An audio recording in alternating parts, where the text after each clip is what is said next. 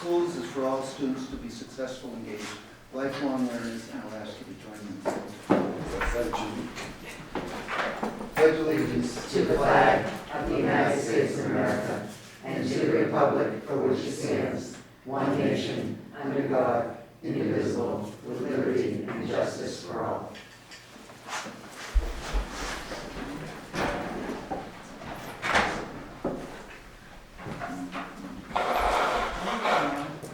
Oral communications. Is there anybody here who would like to address the school committee on any subject not on the agenda? Nothing tonight, Pam? I was just wondering.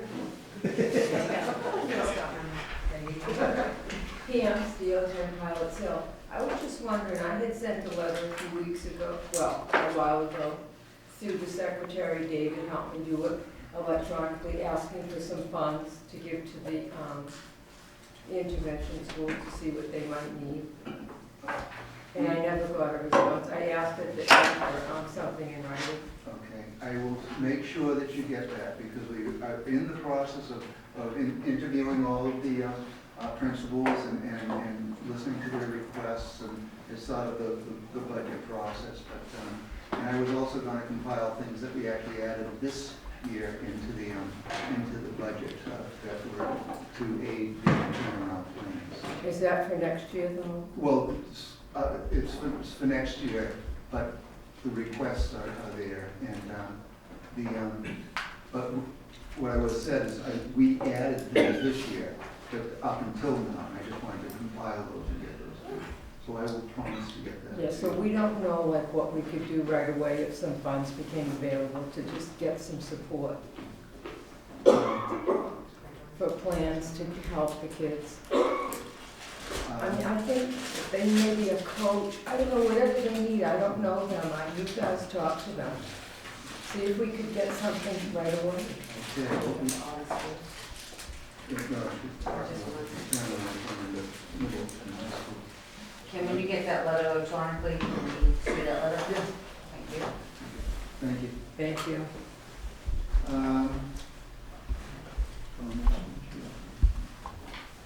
It's busy, it's getting busier. There's going to be lots of meetings. I would encourage people, there's still focus groups. Yep. To check on the different opportunities to weigh in on the qualities of, that we're looking for as we post the job for the new superintendent. We also have a survey online right now that you can access off of our website that we're encouraging people to fill out, and so we can get as much information from the community as possible. Can you, excuse me through the chair, can you tell them what the website is, please? Or can also people post it, is it on your Facebook website? Yes. So people can share? It's on the Facebook website, it's on the Gloucester Schools website. I think if you go to the city website, there's a link to the Gloucester Schools website. Where else? Is there any place? I think that's it, as far as where it is. It closes Friday afternoon. Yeah, it's over Friday afternoon, so don't The wait. survey's over. The survey's over, Not the yeah, search. that we're gonna, not the search, we're just starting the search. But we need this information to proceed. Would it all come from you out to the families again? We could do that, Appropriate? yeah. There's been 99 responses to the 99. survey, so there's a lot more to be had, so I think that's a great idea. Did an And- email go out to the parents with the link? Do we know? No, but we should. I would think it did. It was in the letter that Oh was yeah, it was sent. sent out. It wasn't really super intuitive, so I think, Just a few, like, attention, parents. Here's a link to the survey. Fill it out now, don't complain later. Signs about their own. That's why, I'll be more than happy to say that. I mean, maybe another email without, Yeah, So reminder. yeah, just Yeah. a reminder. Yeah, that's, whatever you put in your voicemail. okay. We'll take care of that first thing tomorrow morning. Let's see. Maybe I'll send a link also to the library, for the children's library, to have something there that parents can just pick up for some of their programs that they have. Just because their child may be only 4 or 5, but, Yeah. you know, we're hoping that they last. They stick around. Right? Okay. Recognitions. We've had a couple plays. West Parish did a Cinderella. You were there. I was there. It was very good. I thought the Yeah. costume was great. The one turned into the prince, you know, the I love the fairy godfathers. fairy godfather. And O'Malley. O'Malley had Frozen Frozen. Junior. Yeah. I did what Fathia did, and I saw both casts. Yeah. They were both excellent. Anything? Great. I spent a really informative hour at the middle school yesterday morning. I was hoping to spend time later in the day as well to see the 8th grade civics and government classes engage in what really is probably a once-in-a-lifetime experience. They, 3 social studies teachers, Dave McLennan, Evo Smith, and Jennifer McKay, organized live video chats up on a big screen in the library with two-way communication with 3 plaintiffs from landmark Supreme Court cases, Tinker versus Des Moines, and Hazelwood versus Kuhlmeyer. And Kathy Kuhlmeyer-Fry, John Tinker, and Mary Beth Tinker all spoke individually to the students in the library. The session I saw in the morning, the students were fantastic. They were very engaged and had some good questions at the end. I didn't get to see the afternoon sessions. I understand those were equally good or better. And then the students wrote some questions or thank yous to the presenters. And if you don't mind if I just read a couple of those, these are straight from the students. They wrote in there, a couple wrote in thank you notes. Your case is still extremely important to this day, and without your case, we might not have the rights that we do today. Another student wrote of the experience, it was an amazing experience meeting someone who changed our country right in my school. Another student said, you inspired me to speak up for myself and what I care about. And a final student wrote to Mary Beth Tinker, this case was very interesting to me, and since you were in 8th grade at the time, I found that relatable and interesting. I also learned about how people my age are as capable as adults to stand up for their own rights. That's great. That is Very awesome. nice. It was a We really sang good, those cases really good last series, and if they do it again next year, I encourage people to come and see.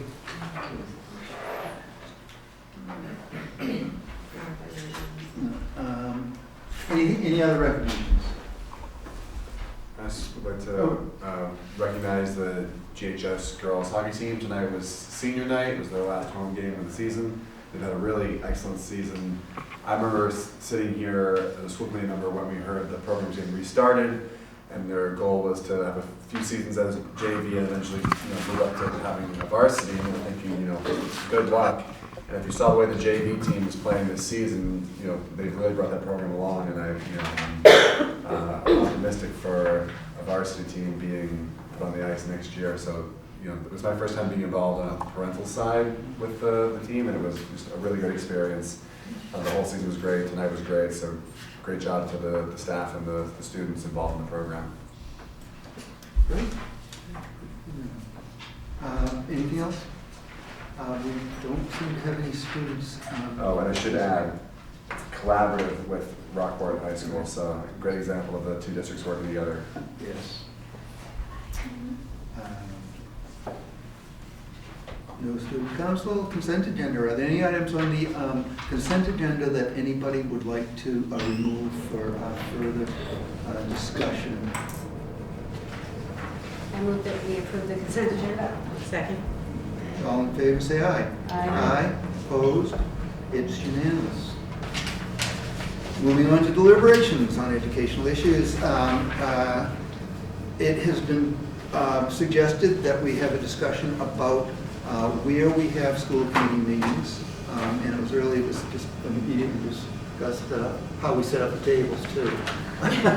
But, so we have some information. It got sent out to you a couple of weeks ago, because this was on the agenda for our last meeting, but it was one of the things that we tabled.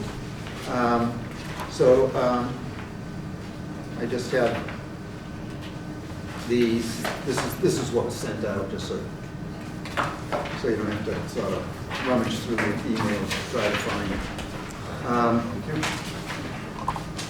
So recently, I would just like to say we had a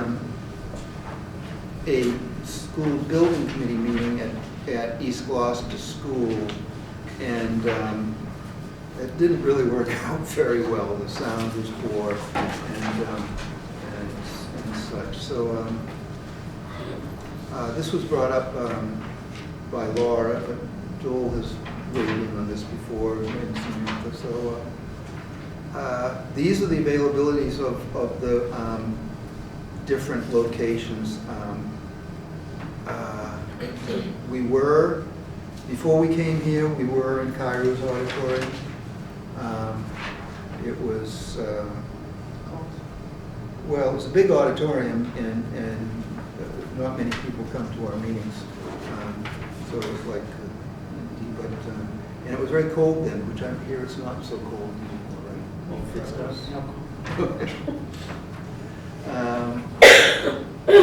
So, where do we want to go with this? First, I'd like to say what I had mentioned before we started the meeting. If we're going to talk about this, it's okay, but I really think Laura should be here since she's the one that brought it before the committee, and she's away on vacation this week, so I would hope that we don't necessarily make any decisions tonight. So I just wanted to put that out there for a thought. Looking at this document, and this is about space availability, but does it talk about internet access, the ability to have tables set up? Is there going to be a cost to custodians and things like that? Was that information looked into? And what happens if we need something that's in a district office and we're not in a district office to get it? Because as you can see, like Greg just left, people come and go because they have things to do. So I just want to make sure that all those topics are part of the discussion as we make a decision. Well, as far as the costs go, there wouldn't be any costs at the high school because there's janitors there every night. I don't know, there wouldn't, I assume there'd be no cost to go to Cairo's. Maybe behind 8:30. Yeah. Overtime will be charged. Okay. Well, then that's, So, I'm sorry. good. So looking at this list, it seems like the high school makes the most sense. It has excellent parking, it's relatively centrally located, additional janitorial costs. It has internet, it has a projector, it has capacity to hold larger crowds. It also, provides availability. There's obviously the lecture hall if we think there's going to be a larger crowd than usual. There's also the auditorium if there's a significantly large crowd anticipated, right? So there's flexibility in that building. And I think it just allows people who don't have a way to, get into a car and drive up to the Rotary to get to these meetings they want to. And that's, that was when I brought this up a couple of years ago, one of the big things. I appreciate that it's a dedicated few who come regularly, but even if once a year something's on a meeting that someone wants to go to and they just can't get up here, or it doesn't make sense to get up here, or they don't even know where this place is. I mentioned prior to being on the committee, it just felt, there's a braveness to these folks who are here because it feels very much, it felt to me a little intrusive, like, I understand it's our meeting they were holding in public, but it felt very intruding. And these other spaces kind of seem to be more, well, at a library is a little more welcoming. So it just seems, that seemed to make a lot of sense to me. I'm honestly interested to hear what people think. I think it's important with regularity. I wouldn't want to see us cycling. If we did like once a quarter, we do one meeting, it would take a full cycle, the full 2 years to hit every school. So you can say once every term, we have one meeting at each school to take the full 2 years pretty much to do it. Maybe, but otherwise predictability and regularity I think are probably important, so I would advocate that we choosing the location, it be a regular location, not a where. Traveling roadshow. And listen, and then as far as Kairos, I'm cool with Kairos, I'm there all the time for private work anyway.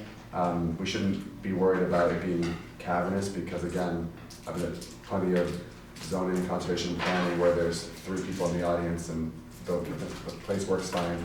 I'm told that our mayor may be installing new AV equipment there, and so that would be an excellent spot. It has a live feed for Studio 1623, so we don't have to have him on memory uploading it days later. Someone could literally be at their house in a city council meeting, watching it, and if something piques their interest, come down and join the meeting. So that's a bonus there that I don't think the library at the high school has, but either one to me would be preferable to this. I just want to add, I sit on another public board, and often we have to change the location of our meetings, and it causes more of a problem than a convenience, because people expect to go to the same place more often, and they don't always read the agenda fully to see the exact location. So I'm just concerned that if we're not going to be consistent in the location, that we'll probably get even less than come as opposed to more. So I would just want to throw that into the conversation too, just from my experience. I think a consistent location is much more helpful than traveling to each school. The meetings that I went to at the high school at the library, I felt like were more flexible, and much more flexible space than this. I like the idea of the live feed though, because I think, it would be nice if people could watch some of these meetings rather than come, especially as they are at 7 o'clock. It's harder for young families to get here. So I think both of those. Through the chair, can we ask, do you know, I know during the election, for the first time, 1623 was live broadcasting from various debates throughout does 1623 have the capacity to live broadcast our meeting if we were at the library? Is that a thing they have, or is that beyond what they can dedicate? There's no wrong answer here. Do we have the capability? Yes. But I'm doing a live shoot tomorrow, Manchester Library. There's about 6 people, 3 cameras. They have to bring their switcher equipment. Okay. It's more complex. Right. So that, if we're just in a live feed, Kairos really is the only option that checks that box. So, Well, I think if it's going to be a consistent place, I would probably prefer the environment at the high school, and I prefer to have a meeting within a school building than in the auditorium. My feeling when we used to meet in the auditorium is that you were not meeting with each other, you were kind of meeting, you were talking to no one, not necessarily to the people you were actually meeting with. I mean, we are here to meet with each other, and the public is viewing the meeting. They're not. I just find a situation of a closer closed view is more conducive to our discussion. But I think the high school environment would be a much warmer for guests and for us in terms of welcoming.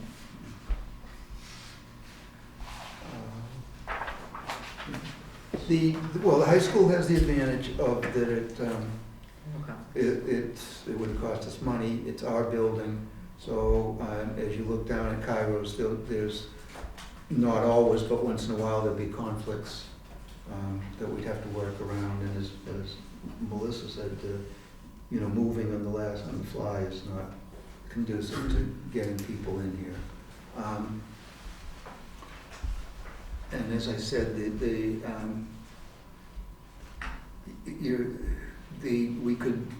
I'm trying to remember, we've set up a couple of different ways at the high school. We've set up that little stage kind of thing in the library, little steps up there, and then the screen is behind it. You've set up over in the middle. Yeah, I think if we were to do that, we'd want to set up in a way that we could see the screen without having to, move around. Contort, if you will. Contort, yes. So why don't we, have someone look at it. Why don't we have, maybe Grant because there's there's Wi-Fi access, there's screen access and all of that stuff that we want to make sure it would work and could report back at our next meeting when Laura's here.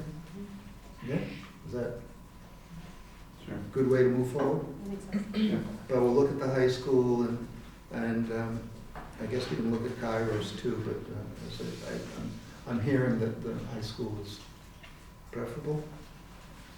Preferable. I also want to say, I think once, as you say, maybe once a quarter or once when there is if there's an event or some reason to have it within a school, like, West Paris just put on Cinderella. Wouldn't it be nice if we went there and did our meeting in the cafeteria with a little performance of sorts at the beginning? Like, sometimes we have students come here. If we went to them in where their families are used to going, for the, 5 to 10 minute, exhibition that they've done here once in a while, that might be a nice way to be more accessible to a particular school community once, if there's a reason that would make sense to have it somewhere else.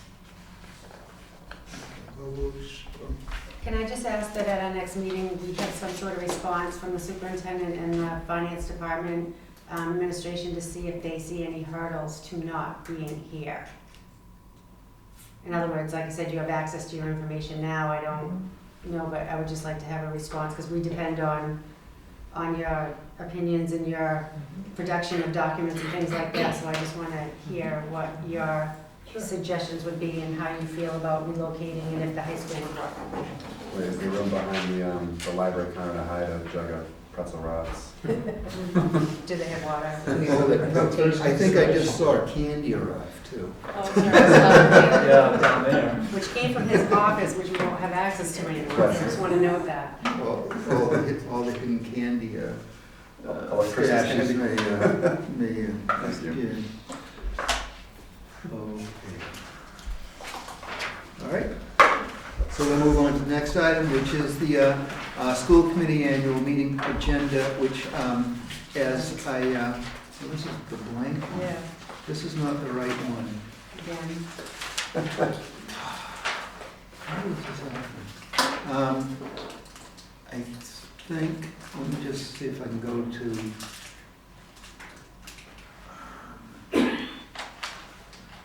Well, it was in the right one was in the last packet, right? Yeah, it wasn't in the last one. I think it was sent out separately because the blank one was in the last one. Okay, Same problem. same problem.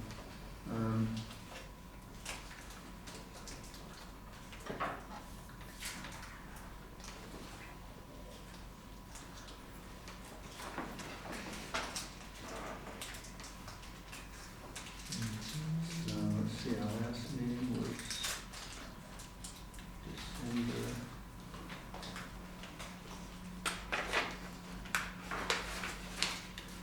While I search for this, why don't we have the superintendent's report? Okay. Okay. Well, thank you for the opportunity to fill in, Mr. Chairman. And let's see, most of this really is about this student opportunity plans. This is a product of the Student Opportunity Act, where the state is asking us to develop a 3-year strategic plan in outline by April 1st of this year. The purpose of the Student Opportunity Plan is to identify specific research-based procedures by which districts will seek to raise the achievement of all the various subgroups within the district. There is a template that has finally been sent out by the Department of Education, and it is, to use their term, bifurcated, meaning that if a district has received incremental funds of $1.5 million or less, then there is a short form, $1.5 million or greater than $1.5 million. There is a longer form. In both instances, the Department of Ed is asking that districts be succinct and to the point. So we now have the plan. Within the plan, there are a number of recommendations, which brings us to item number 2, recommendations for high-quality programs associated with the student opportunity plans. the Department of Ed in its wisdom has provided us with 17 bullet points upon which we can use as the basis for how we're going to be constructing this plan to, quote, raise all boats, close quote. The first category has to do with enhanced core instruction, full day, high quality pre-kindergarten. I don't necessarily see us looking in that direction. Research-based early literacy programs in pre-K and early elementary grades. I think that we can justify that we're already there. Early college programs focused primarily on students underrepresented in higher education. We'll pose that issue to the high school. We're not expected to do 17. They're asking for a couple of 3. Short, sweet, and just a small handful, less than a handful of descriptors for various strategies that we want to employ.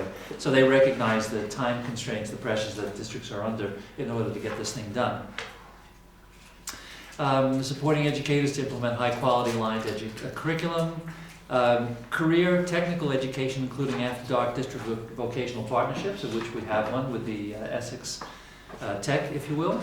Then there are issues about offerings about targeted supported student supports, increased personnel and services to support holistic student needs, and we spoke in BNF just a little while ago about many of the additional requests which fall right into this particular category. Inclusion and co-teaching for students with disabilities and English learners, some acceleration academies and/or summer learning, and then dropout prevention and recovery programs, which we have recently instilled, beginning last year. In terms of talent development, this has a lot to do with leadership in the buildings, diversifying the educator-administrator workforce through recruitment and retention, leadership pipeline development programs for schools, increased staffing to expand student access to arts, athletics, enrichment, strategic scheduling to enable common planning time for teachers, and strategies to recruit and retain educators and administrators in hard-to-staff schools and positions.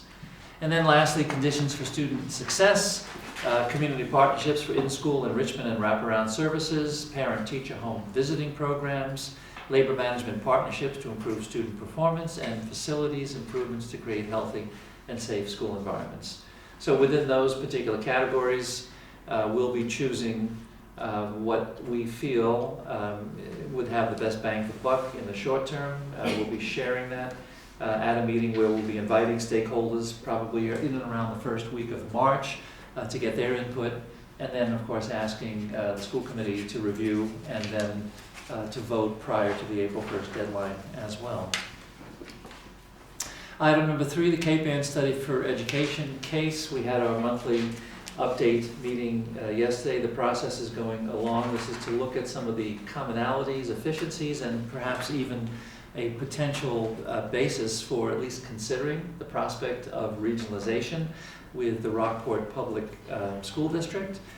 The Donahue Institute at University of Massachusetts in Amherst is the group that is conducting the research, and they are in the process of preparing their preliminary findings and a first draft of a report, which I think we can expect sometime by the middle of March.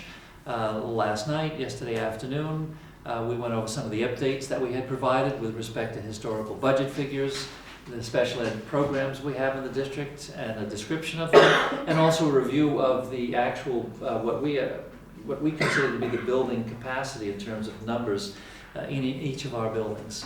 They also went over the interview findings. They had interviewed some central administrators, CFO, assistant and superintendent, director of special education, principals from the 3 levels, guidance counselors from both districts, and we went over a long bullet-pointed list of issues and descriptions of things in and around the district. So based upon that information, I think we can, to repeat, expect their preliminary report to come to us by the Ides of March.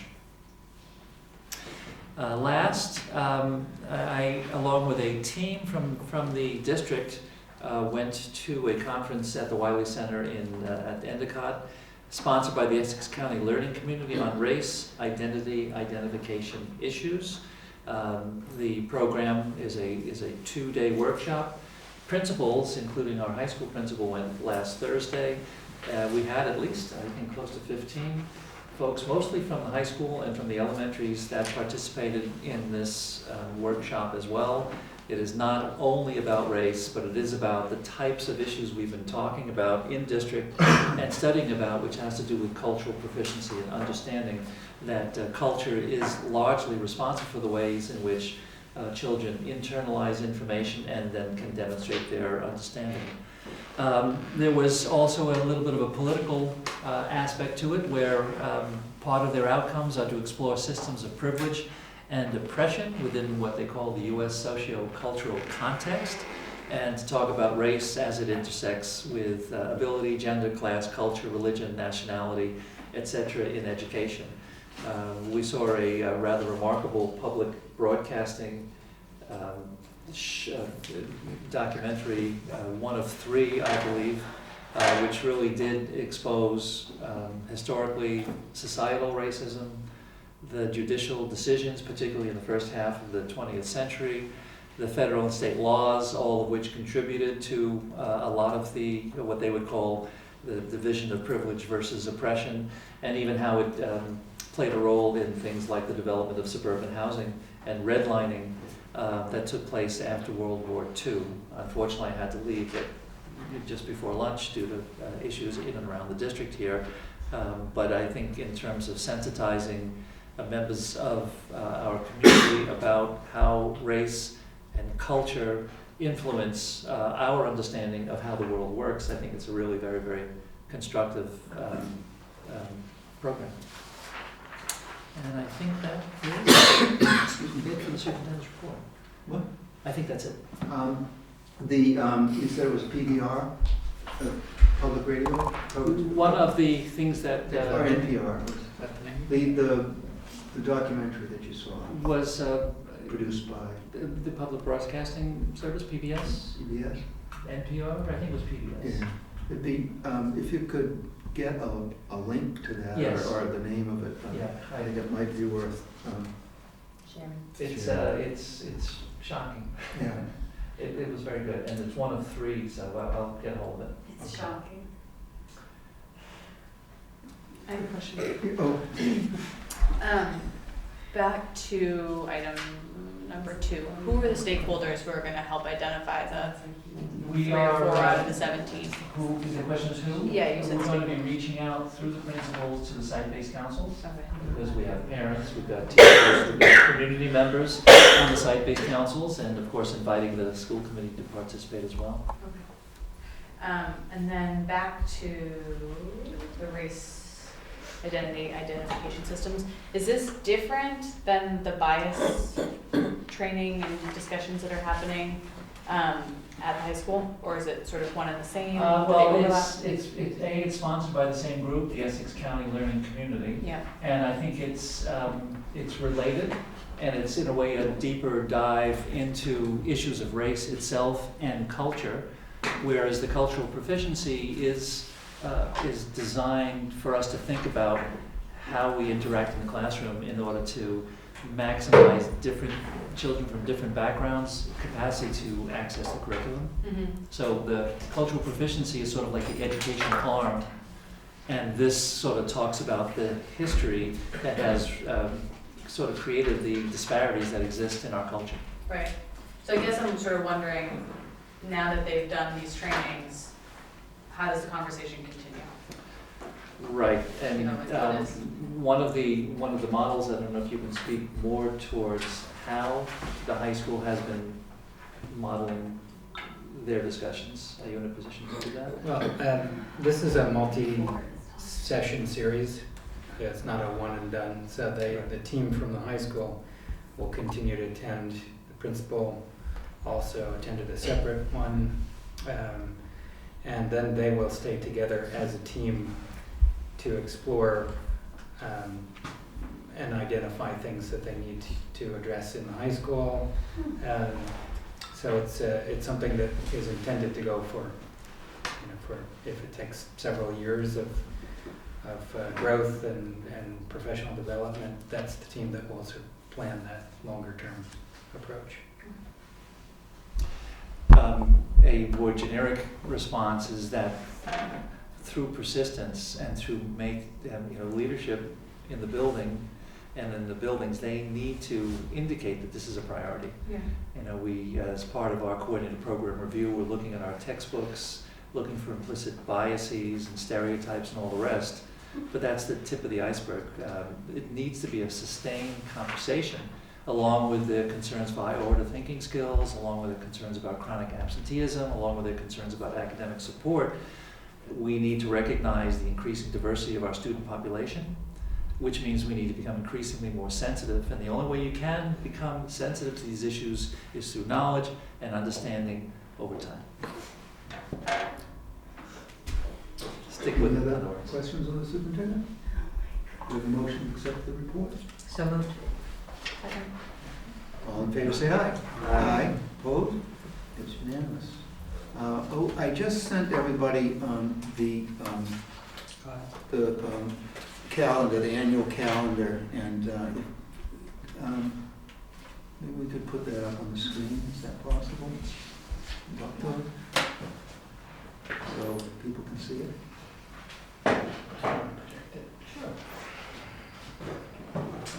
Just give me a second to download it. Okay, it came out a little odd.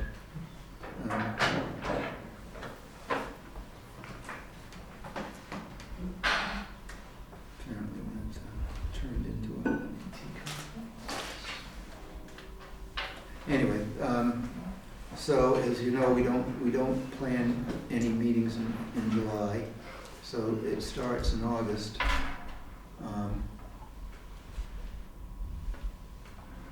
Sorry, That's okay. it's pressure. On your full screen with that green button.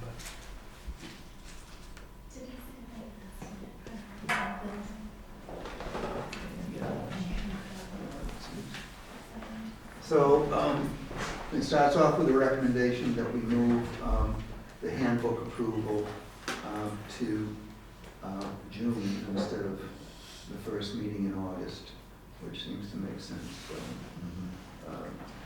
When are they printed? well, do we print them? No. The high school, don't we still print the high school? Electronic? They do, The, The yeah. compass, they still got it. Yeah, yeah, the elementary schools. Goes in their book, right? Electronic. yeah. The elementary schools are electronic, but the high school is printed. What about the middle school, they still got it? I think those are like. Electronic. Yeah. And we do try to have the school committee approve them over the summer so that it ensures that we have everything ready for the beginning of the school year. So I don't see any problem with moving that till the end of June. Shipping from handbooks. Right, so this is, another question would be that the suggestion comes, having run it by the, Mr. Cook and whoever else contributed, because they might be not ready in June to, they might have the ideas, next year we need to make sure we change some things, but. It's possible, but they have in the last few years. No, that's fine, I just don't know the Sure, answer. budget. They are part of the handbook development has to do with the code of conduct, and that's supposed to be discussed with the site-based council, and they obviously want to do that in the spring before the end of the school year, so Great. I don't mind pushing it. Okay. Next time, push it. So, back to school readiness, that seems appropriate. Safety and security update, that seems appropriate for August.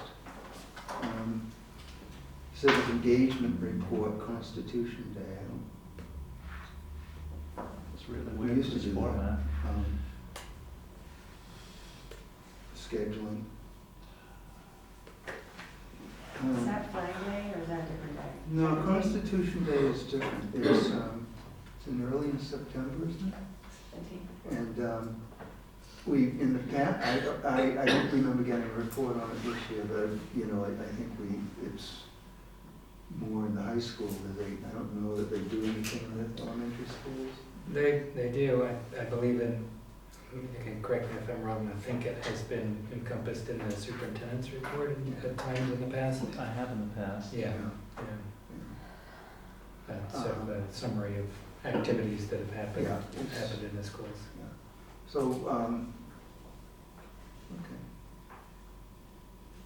okay. So it would seem that we should get that after after it's happened Mm. instead of not before. Preview. No, second. Yeah, we should move it to the second.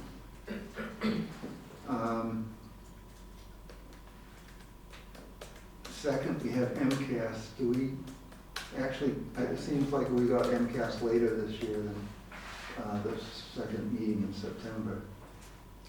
It's usually not out. We don't have. Yeah, that's what I'm saying. It We don't doesn't- have information usually until the end of late October, really. Right, so that should go, what I'm saying?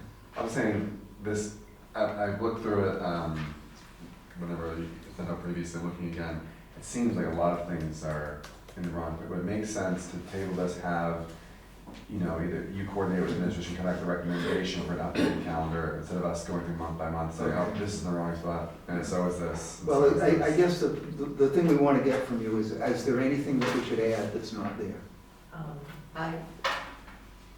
Most of them first. Go ahead. So I know we, this year we did kind of a district level MCAS report first.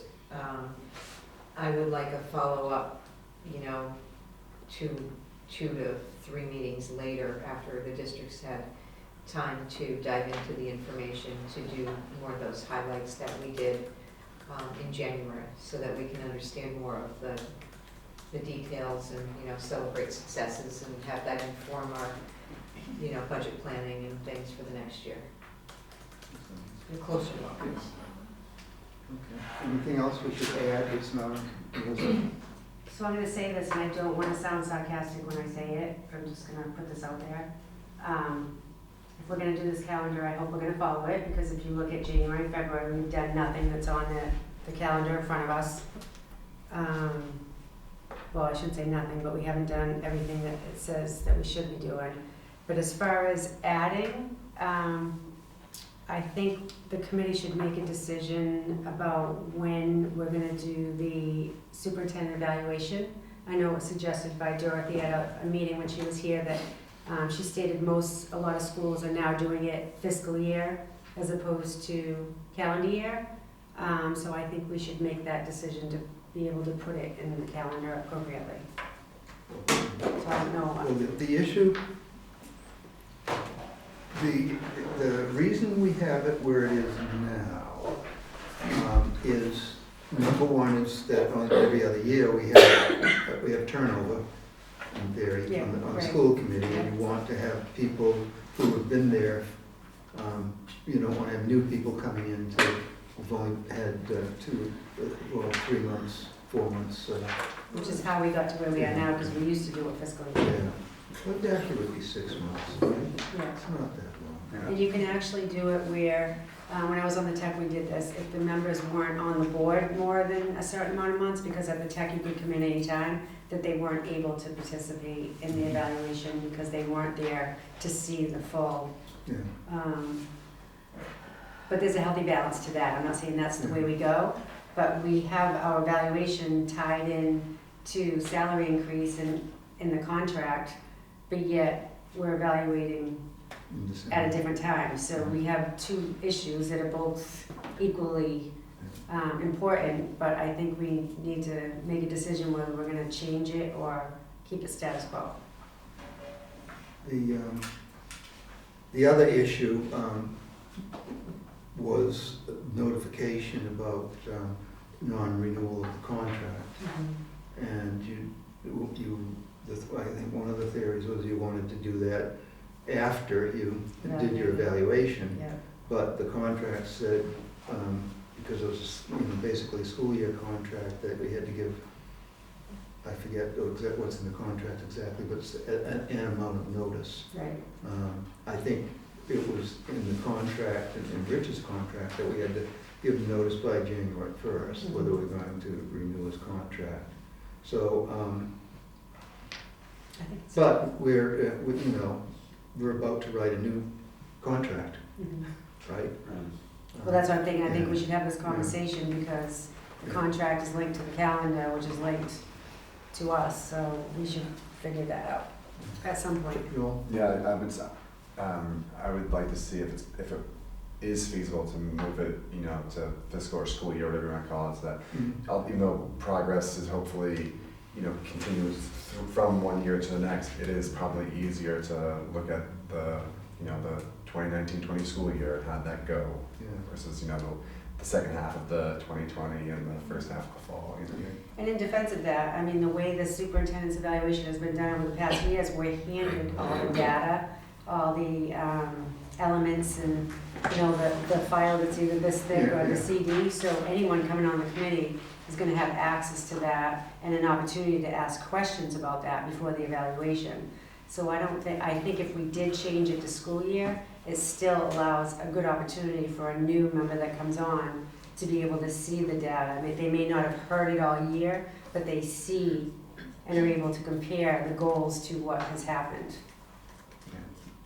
But that's, I just want to also point out, though, that our MCAS come out in October for the prior school year. So when, if we move it to evaluate, and we know we have other assessment data that we hear and get reports on during the school year. So the MCAS isn't the only point for student achievement, but I think we just need to be mindful that the data that's given in October was for the previous spring. And if we're doing it in June, just make sure we're not waiting things like that just happened, like that was that current school year, because that's not that information. Well, anything else that people would like to see on the calendar that's not there? I will sit down with, you know, Rich and Greg and Liz, talk about where things should fall and come back with a recommendation. Jonathan, I have one Yeah, sure. quick question. I know that we had talked about possibly having the principals report their budget request to the entire school committee. Mhm. After experiencing how long that took, I realized that in one meeting it might be cumbersome. Yeah. But I do feel like it would be helpful for that to be presented to the whole committee. I don't know if we want to talk about that a little bit, but. Well, it's, we had 3 meetings and they lasted a couple hours each to get through it this year. And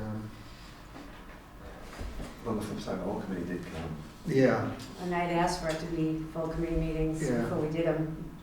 So they don't have to be Wednesday night meetings at 7, you can just make Yeah, we could- those meetings full school committee meetings. the advantage of having a full school committee meeting is that the full school committee can ask questions and actually deliberate. So that may be, so we would just schedule them the same, you know, As full committee. but instead of being F scheduled as full committee. Yeah. That And can- people are more likely, public are more likely to come to full school committee meetings, and I think it would be very helpful for the public to hear sort of the budget requests Yeah. as we go into. Alright, we can do that. Anything else?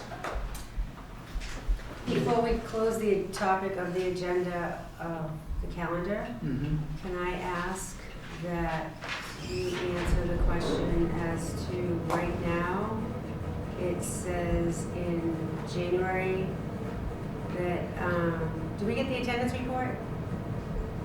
Yep, I know we talked about attendance, but in the Talked slide. about it in And the district improvement plan was scheduled for January, we didn't get that. Superintendent evaluation goals, we didn't get that, knowing we didn't do the evaluation. However, I did ask that we get the data that went with the evaluation, which I was told that it was gonna be part of the district improvement plan, which was supposed to be held in January, and we're past that. Tonight, we're supposed to get the vocational program report. So are these things coming forward soon? Because we're already now going into the second meeting of February, and we've done none of those things. We did address the numerical targets from the superintendent's goals. Yeah. When I presented, I made sure that I highlighted the pieces that were related to those goals. To the goals, So okay. and also linked to the district improvement plan as well. And It was slimmed down, of course. It But was we not- didn't get the district improvement plan, we haven't seen a No. copy of it, and that was due in January. And the vocational program report is due tonight, and we don't have anything on that. So I just want to make sure that we do the calendar, we're able to follow what's been done, because as of right now, we're already behind schedule. And I'm not being sarcastic, I'm just saying we have to get this information if we're going to have a calendar, otherwise we're doing a calendar. I mean, if we're telling the public, if we're putting the calendar out there as a public document, there's expectations come into the meeting that this information is going to be available, and we're not there. Okay. All right, well, we'll bring this back next week. We will try to get caught up on these items that are. And it may just mean adjusting, like, I don't know if January is a good time to do all that, but just keep that in mind when we Well, come back with a suggestion. it would seem to me that we would want to do district improvement plans before we get up to our ears in the budget, Yeah. because the district improvement plan should drive the budget. It's near completion, just needs some tweaking. We met with the leadership team on Thursday to get some details about some of the particular goals and how they are addressing those particular goals. So there's a time factor. We had them in a room here, and they were spent a good period of time writing about the specific ways in which they're approaching it. We can then take their specifics and match it up with the framework. If groups are analyzing MCAS in similar but also different ways, we can say this is the way the district is in fact going about the process of analyzing MCAS. So we're in that process, and we can have this for you by the next meeting. One question I have is, we have school year calendar approval at the second meeting in March, and I'm curious about if there's any reason it can't move sooner. I've gotten some questions from people. I think when February vacation comes up, they start thinking about the next year's schedule. Got questions as to the calendar. As far as from our side, it's ready. The principals have reviewed it, and we could, Next meeting. that could be at the next meeting if you'd like. And the surprise piece has to do with the March 1st primary, the September 1st primary. We'll explain our recommendation when they present the calendar. Anything else on the calendar? We'll bring this back at our next meeting. Calendar for this year or next year, November, the election day, is that a school day? Never. Or is it the preliminary? That's what they just said, is that there's a primary in Primary, yeah. September. September 1st is a primary date. I think it's Tuesday. And school is scheduled. Right, because school begins before Labor Day, so we'll be making a recommendation, something to the effect of teachers coming in on Monday, and then the kids coming in on Wednesday, Thursday, Okay. Friday. Starting first day of school and having the primary and votes and all that stuff is Absolutely not. nasty business. Okay, thank you. I just remembered that city clerk asked about that, and I meant to bring it up. All right. Anything else on the calendar? We'll move on to committee reports. And first up is DNF. You had a bunch of meetings. We had a bunch of meetings that all had to do with the budget review. And all of you, most of you were there for practically all the meetings. And we went over kind of the roll-up of the budget today at our BNF meeting, and that's going to be presented at our next meeting in terms of the full committee look at the full budget. I'm not sure, do you want me to go through some highlights of what was requested, or do you want to wait for the full report? Well, it's all going to come up in the budget discussions too at our next meeting. Yeah. So let's Okay. just go over that. I think we do want to just talk about we did have a meeting just before this meeting, and just because of the urgency of it, normally we wouldn't bring anything up that short of notice, but we have a real crisis with our buses, in that we don't have enough drivers. We've lost 3 drivers.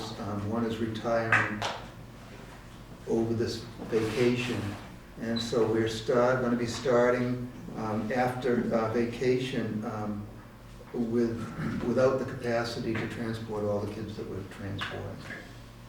There's one bus route that is impacted, and it's, it is O'Malley and Beaman. The Director of Transportation, Kathy Berg, has been working long and hard to figure out how we can minimize the issue. We do have a driver who is in training, but that's going to take some months, particularly going through the bureaucracy of officially getting the certification. At O'Malley, there are, I believe, 12 students. There's 251 kids that we transport from O'Malley. There are 12 students, or 11, I think now, 11, that live beyond 2 miles. Two of them are grade 6, the rest are grade 7 and 8. By law, we're obligated to provide transportation for grade 6. And we'll also be offering the others that if they wish to drive their children to another bus stop, that we'll pick them up and we'll take them to school. But it's the furthest geographical spot down by Wingersheek Beach, which does not really enable us to adjust and pick them up as well. With the 2 grade 6 students, again, we'll offer them the same, and if the parents choose, then we can offer to compensate them for the transportation as well. It's, I think, 55 cents a mile. It's 5.25 miles one way, so times 4 pickup and drop off and pickup, so it would be whatever that is. At Beaman, the suggestion is that students who live under 1.5 miles be notified that for the time being, until we can get another driver, we're not going to be able to drive them to school. Again, the law requires that we provide transportation for students who live over 2 miles. This impacts students who live within 1.5 miles. There are 28 students as a result that we would have to provide transportation for, and we're able to, there are 4 buses going down to 3, we're able to provide, we would be able to get them on various buses. So 28 kids are impacted. I was going to say that the other thing that came up is that we're actively trying to make a deal with CADA for those students that live out on Wingersheek Beach and go to O'Malley, but because they do have a high school bus that swings through that area, and then so they would have to go to the high school, you know, then get dropped off at O'Malley. How many kids at Wingersheek? 11 come from 11. that direction. 11. And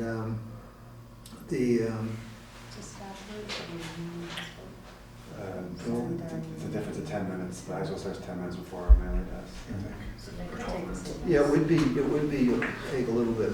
They might have a little bit longer commute in the day, but Right, then go watch the high school get dropped off and then yeah, go. then go up to O'Malley, and then it would be the opposite coming home. So what we need is we need to hire bus drivers.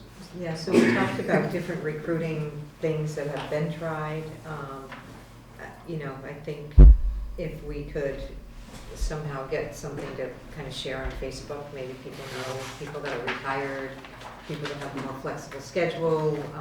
Kathy talked about the fact that they do need to be trained in kind of a bigger bus, and that we pay for training to get, you know, a pretty dependable group of bus drivers, because it seems to have gone down even since last year. So this is a trend we do not want to continue. We want to be able to have enough bus drivers, because we do want kids being brought to school on the bus and not necessarily dropped off by parents. Yes, right. So that's obviously a huge point. Like it's very disappointing to hear the solution sounds like we're going to tell people, sorry, there's not going to be a bus for you, because obviously we've been trying to push more people onto these buses, and it turns out they're not. But I wasn't here obviously at the beginning of BNF, so maybe it was discussed then. But as you kind of touched upon, you know, who retired in the last 2 or 3 years? Are their certifications still good? I mean, you know, do we have like a bit of goodwill to, hey, you know, can you come back? We need 6 weeks out of you. You know, I mean, is that? There have been 5. This is the 5th bus run that has been impacted. since the beginning of the school year. And so the director has reached a point now where there's nothing left in the well. To what extent she's reached out to folks who may or may not have retired, I can certainly ask her. She's reached out to contracted services. Are there subs in other districts? There's nobody. This is not just a Gloucester phenomenon. It's all over the place. The economy is good and people aren't taking the jobs. Right, It's really tough. That's true. Rockport, a couple of the month, an email goes out saying, we're down to one bus today, here's how the route's gonna be impacted, because they only have 2 or 3 buses. Rockport is actually, we lost one of our drivers to Rockport, because Rockport first of all, they only have 3 drivers. But they were able to offer them guaranteed 5.5 hours a day. We only offer 4. Their pay rate is higher, and the benefits are better. And and one of our drivers went to Rockport, and because it was brought up, can we work out something with Rockport, and maybe. But they said, well, they have 3 drivers, they have 3 routes, and their backup is the superintendent and the athletic director, which was it.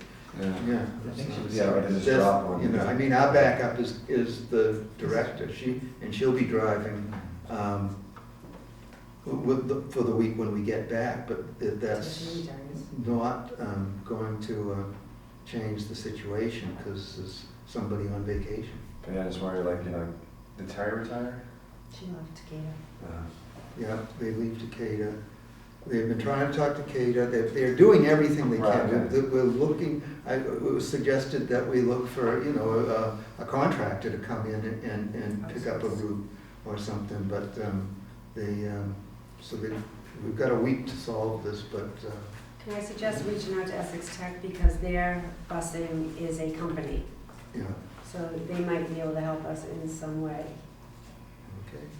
I don't know that you just get the driver, you might get the bus with the driver, but I know they have a busing company that they operate. They do bus pickup for other So communities. is it a company within Essex Tech, or is it Yep. just a separate Nope, company? it's ours. It's theirs. Well, I should say ours are not on it anymore, Yeah. but it's a school. It's set up as a separate independent Yeah. company. And I know they do transportation for other districts. Yeah. I don't know if it will work here, but it's something to look What into. about Beauport? Was Beauport contacted? I'm not sure. I thought she had mentioned something about Beauport in her previous conversation. I don't remember what she said. I mean, it won't come cheap. But And It's she also spoke about retired firemen and policemen. Yeah, retired fireman, policeman. Yeah. Not right, mine, he runs over stop signs Right. with fire trucks. The firemen have the right certification to drive school Give them buses. 120 hours of training. Yeah, do. that's, I think, one of the theories. So the Beauport is the smaller buses, they probably aren't certified to drive How, big buses. how long does it take to get trained? Like, what's 60 hours. So one of the suggestions was that right now, I don't believe that we pay people to get trained. No, pay we for- do. We do pay to train, because one of the, That's not Complaints what Kathy was- said Yeah, tonight, but we're prepared to. but we Oh, okay. could. so Kathy has always said in our meetings that we pay them to train, and then they end up leaving us, going to another Well, community they- where they make more They money. pay for the training, For the but they training. don't pay them a wage to be, while they're being trained. Oh, okay. What she was Oh. suggesting is that we pay them a wage while While they're they being train. trained, so that people, they're gonna start a job, they're gonna wanna get paid right, or something right CDL away. licenses, people who got their CDL license, Action just, maybe they would be interested. Well, that's what I was just gonna say. Have we reached out to like Action, Wellspring? Because they just the- did a course of CDL That licenses was and the all one that was that. mentioned, because they have big buses. Do they have to use our buses, or if they're a certified transportation company, can they use their own stuff? Like, could Beauport use their own bus? They have a bus. Okay, they would use their own bus. Right. Right. So the Beauport There's drivers- no restriction, Right. I mean, we talked about this long-term a little bit too, and we were saying, well, this isn't gonna get better probably. And maybe we've gotta look at contracted services, and I asked how long. Because the ones in West, the city has a little van, and sometimes in the it's up to 15 people. Yeah, Now, with the Council on Aging, with the Board of Health, through a grant through CADA, yeah, they leave earlier than the senior center opens. yeah. And you don't need, they have drivers, so maybe we should, for those kids, especially at Wingashi Beach area, that, you know, pick them up. Well, they've played phone tag. Yeah, Kathy can't get in touch with Bob, and that's no problem. Well, I just text Felicia, she'll get back to me, don't worry. That's what we need. That's why I mentioned So we it. were hoping. Put it on Facebook. It'll get out there, I'll ask also our bus, because we do have with Cater a grant Yeah. and to pick up, so maybe we can do that. It's training for everyone, driving and everything else, you don't need the certification, but Action is doing another CDL, and they had some, and I know that, you know what, this would be good training. You know, even if, you know, we're still not saying, oh, you're gonna stay permanent, because obviously if you've got a CDL license, you'd love to make the big bucks, and we don't pay the big bucks, and so, but even for the time being, till we could figure it out for this year, and then we need to work on it, because remember, we used to outsource our bus drivers, and then we have them, and we're going back and forth that we need to figure out a plan. But you know what, sometimes what we do is we're regionalizing, work with other communities, because I'm sure if someone goes on vacation, they're short-staffed, talk that, we're doing that with our lifeguards, we're doing that with a lot of things, we're doing that with the YMCA, I'm sure they have buses too, with transportation. You know what, there's people who get sick or not and get stuck, so maybe we need to discuss that. Or add it to the fireman's contract. Don't even They, go there. they actually talked to the No one current overtime. firemen, and they said, well, that'd be great, because we'd be getting paid overtime. Exactly. So I said, At fireman's you'll wage. get a quick reaction, You know, you'll get so drivers. Instead of the $22 or $23 an hour we pay bus drivers, they'd be making, Yeah, 80. yeah, 80, 90, so. 100. She said that she's gonna check, and it's kinda hard to share drivers right now because everything's going, but she's gonna look for the retired, she has a list, some people, and, I'm gonna talk about our bus that we have, because school starts way earlier than the senior center opens. And the one that we do, bus on the go there, you know, seniors on the go, I think that starts at 9 anyways, that should be done, and then it's done by the time we have to pick up the kids. Who At drives the least temporary. trolleys? Huh? Who drives the trolleys? Those are cater. That's Is Katie. that catered to? Yeah, no, this isn't a trolley, this was a bus that they went down to the bowling alley, it's, seniors on the go. Yeah. I forget who the bus driver was, but it's a big bus, 15 people. Yeah. I mean, we have our own little one too that fits 15 too, that, you know, there's two Different now. license for the little We get ones. two, Well, but you Move would it up in the probably not need a big one for Wingashi if it's just yeah. those 11 kids. So let me talk to Karen Yeah, it's Carroll. a 15-passenger van, which, you know, again, insurance all set aside, and it requires the right type of driver, but a normal driver's license gets you, you know, again. So following on And just so that you know, point- the bus drivers that we have, a query check the whole thing, because in order for you to even be a volunteer for the senior center, you have to go through that whole thing too. Do we have drivers that are qualified and certified to drive big buses, but yet they're driving smaller buses? Well, you mean like the license. special needs buses? Yeah. The little, Don't they have a less the- qualification, a less? My knowledge. No, They the don't? vans, Okay. that's why we just had the Especially that van population. driver thing. So it's just the van driver that doesn't require the CDL Right. Yeah, and it's all really, that? really the small ones. Yeah. So anyways, that's just something we need to be aware of, and, but if it doesn't get resolved, we're gonna be calling up parents and saying, we can't transport the kids. Not without a traffic study. You're gonna have more cars in the schools. Parents are gonna freak That's a out. problem. It's And a I'm just- problem, it's it's not true. something we wanna do, but if we can't do it, we can't do it, That's it. you know? Yeah. I mean, they're working on a solution, but. On that high note, Hey, let's move Mr. on. Wild. Oh, am I gonna- Special okay. ed. Oh, you have more, Yeah, more. BMW. more- One other reporting from today's meeting is that Grant and so Dr. Sapphire are going to go and put in CO detectors in our schools. So And the boiler rooms. in the boiler rooms. It's 16 units, based upon the size of the different boiler rooms and how many doors they have and access and all the rest. So he's going to put a purchase order in for that, I think, tomorrow. And he's been in contact with DPW's Joe Lucido about them establishing whatever necessary routines they need to check on them, make sure they're servicing serviced properly, and we should have those installed very soon. These are just the normal ones, right? The kit Yeah. out, plug in with a battery backup. They're wireless. They're wireless. He said they talk to each other, so if there's 2 or 3 in one room, if The- one goes off, they all go off. But we know about it because we hear a beeping. Yeah. That's the right. Yeah.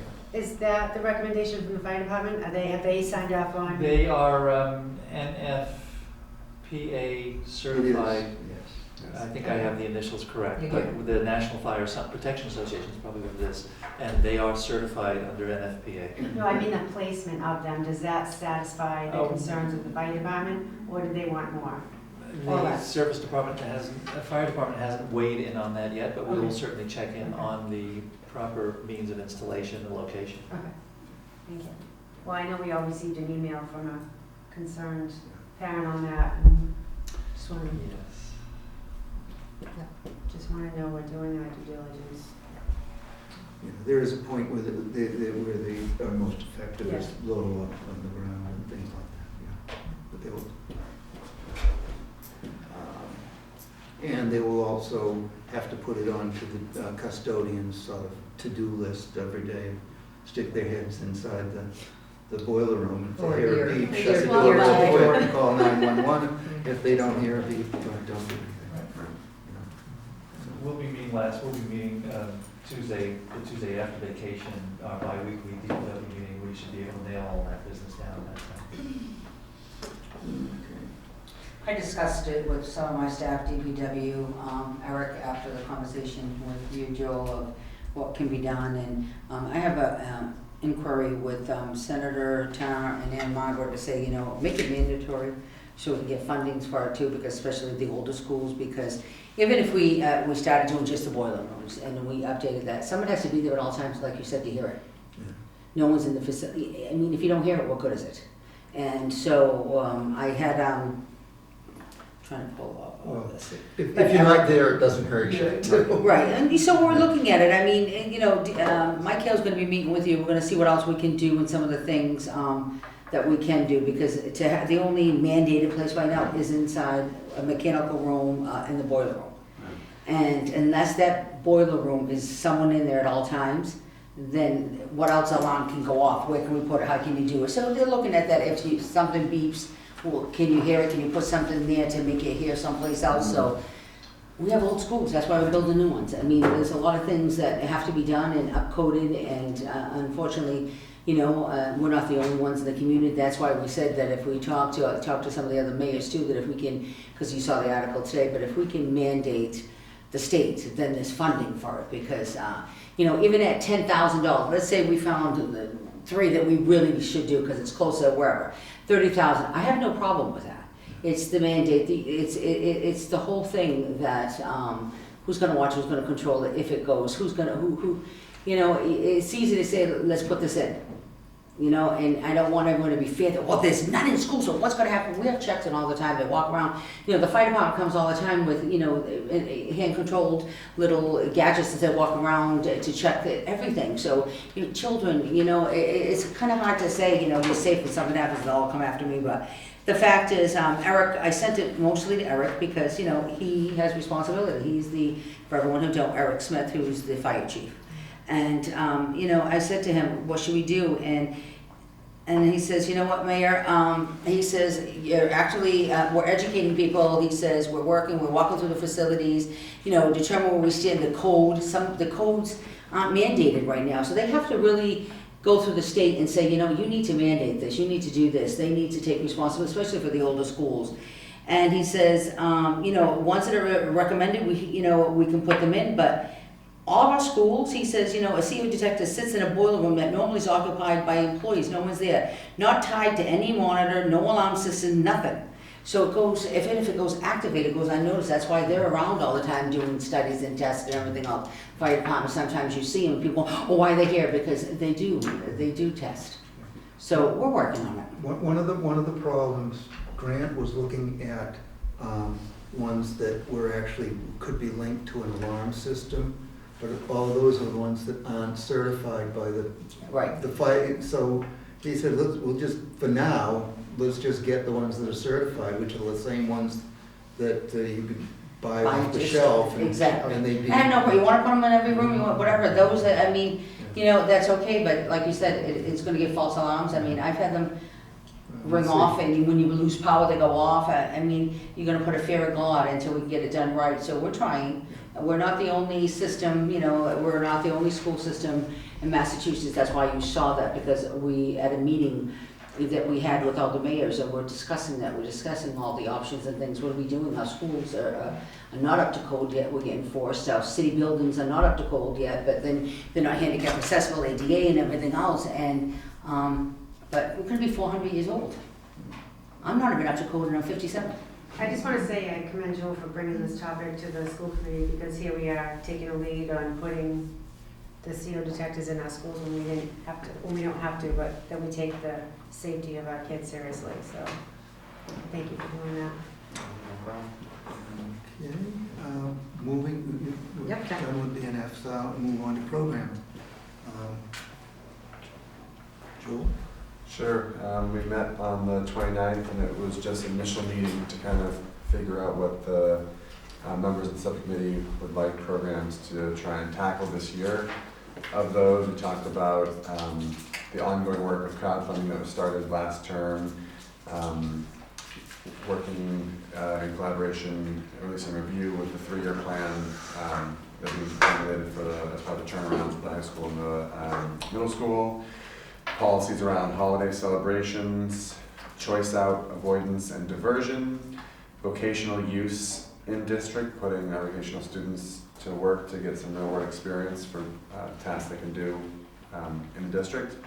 School start times, and our next meeting is going to begin the terms agenda looking at how the district uses PR currently and how PR can be used more effectively, and to look at chronic absenteeism and trying to see if there's a way to work the entire community, the mayor's office, the city council, citizenry, into, you know, kind of re-engaging the community, understanding the importance of not just going to school, but going to school consistently and as often as possible.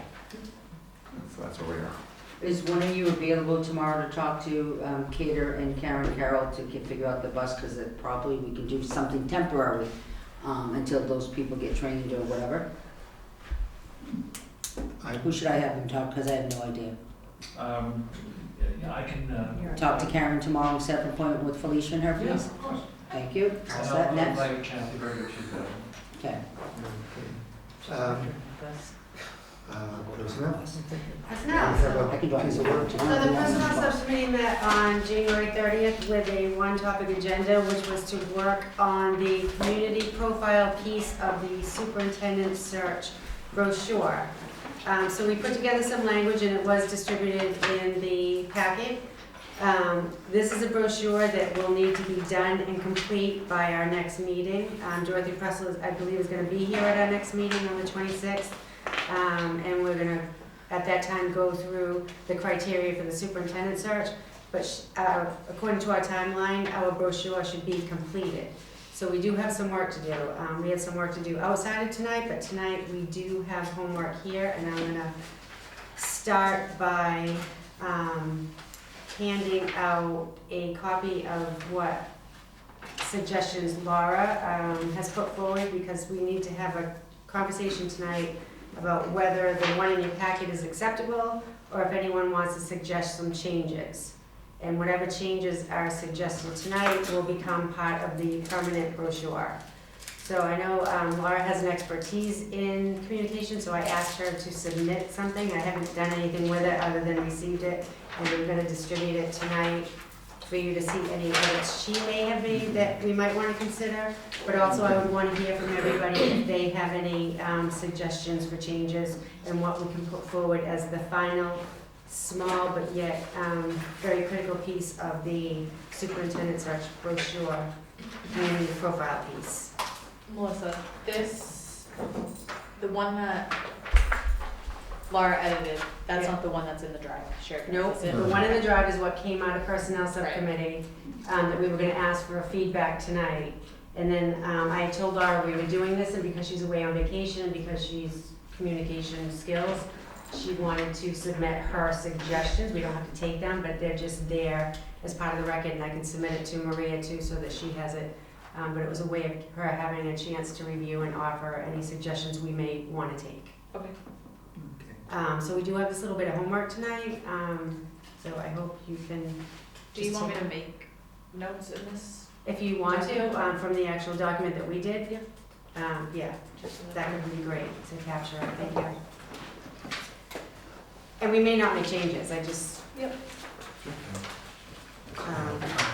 wanted to receive everyone's blessing and input so that we can move forward.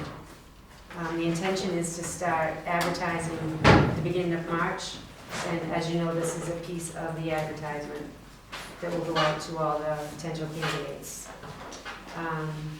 Also tonight, we would probably need to decide, I'm trying to avoid having another personnel subcommittee meeting before the next meeting.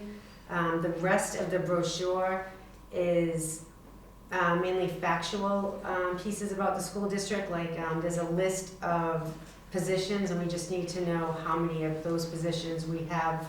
But Dorothy had also asked, Dorothy from MASC has also asked to get some pictures of the school district. So I don't know if we have a photographer that's on the board that would want to take 2 or 3 snapshots of the school. What kind of pictures do you want? If you look on the sample brochures that have been distributed, they're just school pictures. It could be the high school, it could be an elementary school, it could be a picture of this, I know. anything school related. I know there's a terrific picture of the high school from graduation from above with some Oh, the drone drone pictures. video, yeah. Photos. There's a lot of pictures out there, let's, It's just a matter of getting them to her. Yeah. So somehow we need to pull this all together by the 26th. So I was wondering if maybe we could send the position piece. It's a list of positions. We just have to check off how many we have, like how many principals are in the district, how many CFOs are in the district. Well, Wondering let's- if I could send them to you just to have you, because you know the makeup of the district. And a lot of it's curriculum too, so you would be able to fill in the dots. Yeah. If I could send that to you. And then the other piece, I think, is just the pictures. There's not much more. I do have the blank. But anyway, tonight we have to get to the community profile piece. Can I just suggest that we work off of, start with The one? one we have, the, I think we should work Start off with of ours. yeah, Okay, I yeah. think so too. So let me send, Do we have it electronically? I didn't send it out because I didn't want to do any collaborative outside of the, No, it's just information. I know.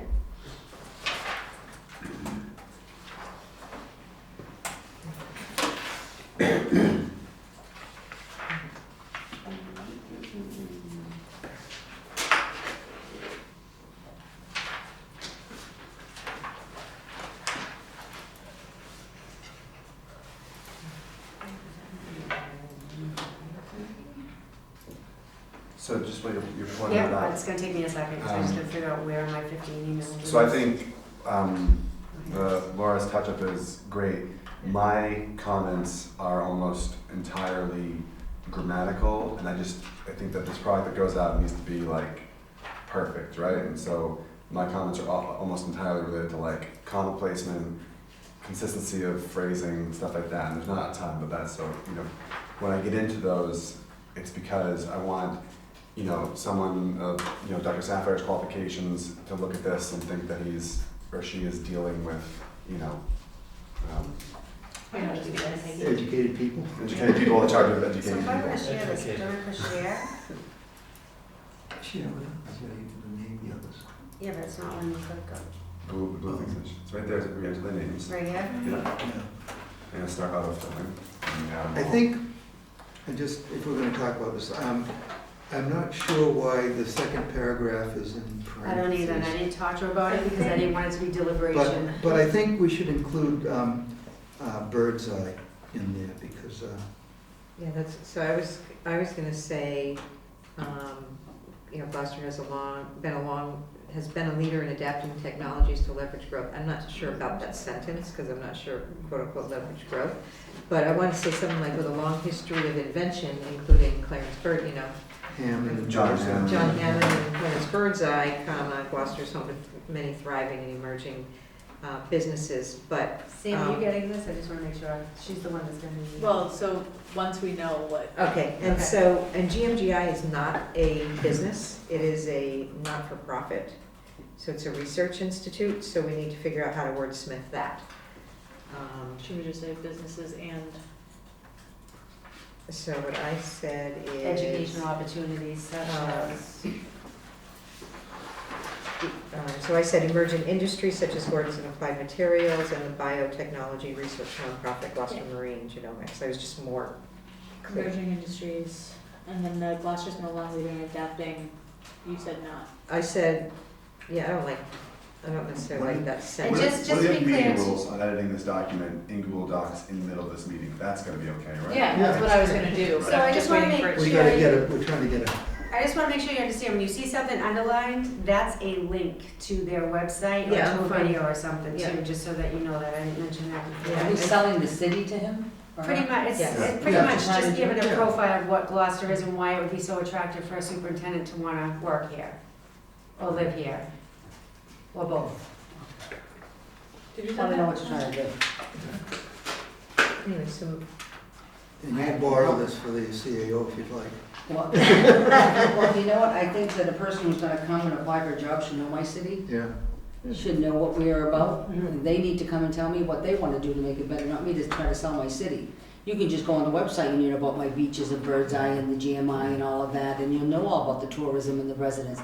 I wanna know when he comes in, how's he gonna feel, how's he Yeah, gonna but that's change part of the everything. interview process.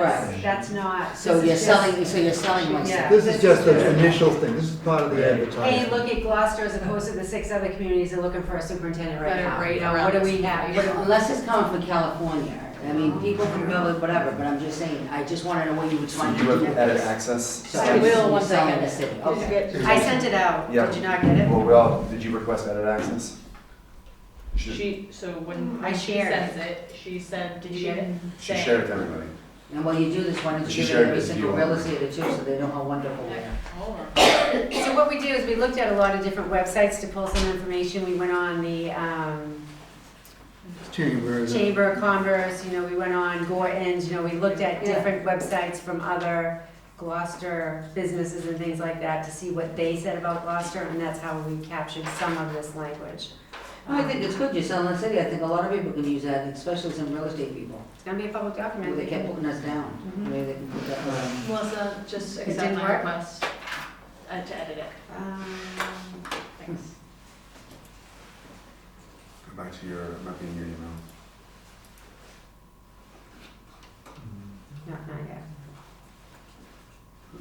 I had to completely refresh mine.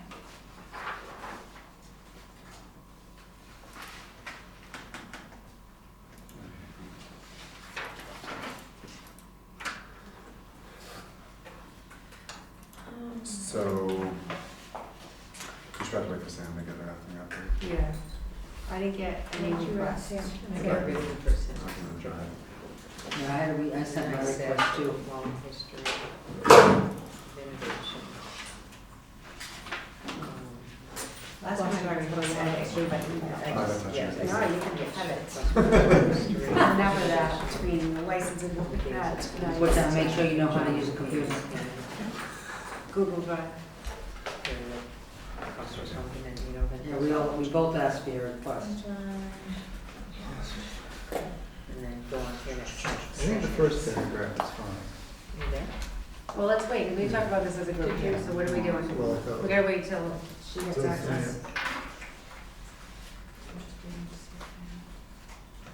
Yeah, I've waited for access too.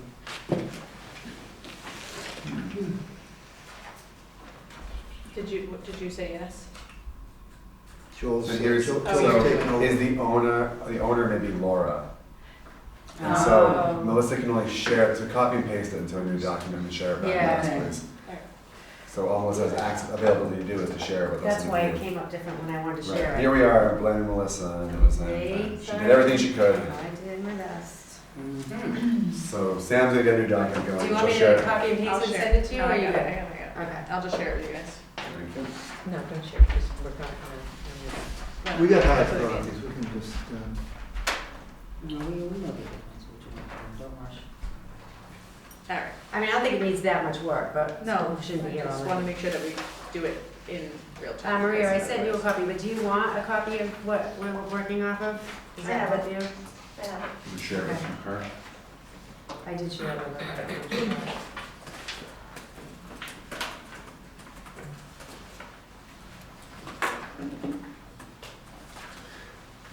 Just to spark some ideas, I don't have the answer to it. The very last paragraph, again, we'll go through this, but while we're thinking, says preparing them to meet the challenges of adulthood. Meet just is kind of like a, Where are you? the very last paragraph, meet doesn't sound like, you know, that's because that's like a sufficient, like, yeah, they'll survive, you know? And so when we get down there, I think about something a little more like excelling, you know? Well, and it's not just, it's thriving, it's not Right. challenges too. It's thriving, Sure. it shows it's not just combating the world, it's Right. helping the world. Here's how you can survive, Okay. okay? And then the next sentence, Gloucester is To home. conform to the challenges of adulthood? What did they say? So the emerging businesses. Gloucester has a long history of innovation from the days of Clarence Birdseye and what's that? John Hayesham, John Hayes, right? Yeah. Hayes. H-A-Y-E-S. Here. Today, Gloucester is the home of many thriving and emerging industries such as sport and supply Did you materials. share? And, No, I'm gonna do it after I do it. and Or do you yours. want to do it now? Can you share? Yeah, can you share so we can all see what's going on down there? Because if we're all saying 4 different things, you Yeah, type one of the 4 different exactly. things. We do this as a group. Sorry, I thought someone said don't share it. We love to share everything. Okay.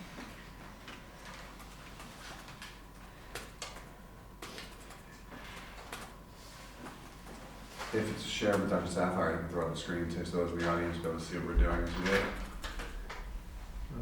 Dr. Greg, either one. Here's one. Sure, what's Which it is how today? contact Sure. negotiations should go. 13? 13? How many AP programs do we have, do you know? No, well, No, keep maybe it. not that. We need to find that out for the, I'm just, it's good. we have XXX as the number. I'm gonna check it. Unless we just say several or more than most. I think it's an impressive number. Yeah. So Melissa, I have something shared from you, but that's not from her, right? No. That's, so get rid of What I that. sent you is from Laura. Laura, so I'm getting rid of this, because I'm not, But that's the one we're working on, but we just can't edit it. right, but she's gonna share her document. Yeah. Right, which is gonna be able to be edited. Sylvia, do you want me to share it with you? Yes, please.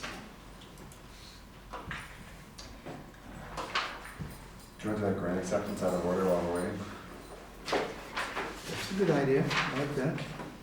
We have we'll shift gears here, and while we get this set up, we will go to action items, and we have, find my agenda again. We have a Department of Elementary and Secondary Education Civics Teaching and Learning I Grant did.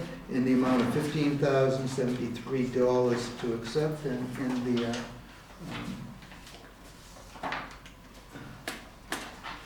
And I so move. Second. And this is going to Greg Bach. This is where it says right here. And it is to support strengthening civics and teaching and learning as part of the statewide renewed mission to prepare students morally and intellectually for the duties of citizenship and participation in a democratic society. And you've got that, right, Craig? Yeah. Part of, yesterday's, Yeah, part of that was funded by this, as well as participation in 3 middle and high school teams in a Harvard graduate school Yeah. course on civic engagement. Excellent. Did we get a motion? Yep. Yeah, we motioned, it was a second. Okay, is there any discussion? All in favor, say aye. Aye. Opposed? Unanimous. Are we ready to go? Sam, would you be so kind as to throw yourself into suggesting so we can see very clearly the edits that are being made? or was it Kat, whoever was typing? Me Yeah, so the top right hand corner where it says editing, suggesting. suggesting that way it'll show up as a top right hand corner, oh yeah, so you're editing or click back. That way we can see you type something. We didn't want to Last go to one. Institute. Haven't gotten it yet. Did you send it to Greg Bach? Yeah. I did. Did you not get it? Cheese down the line. Okay. So you've done I the, don't see it. Didn't get an email and I'm not seeing it in my shared. Try it again. Yeah, send it to you again.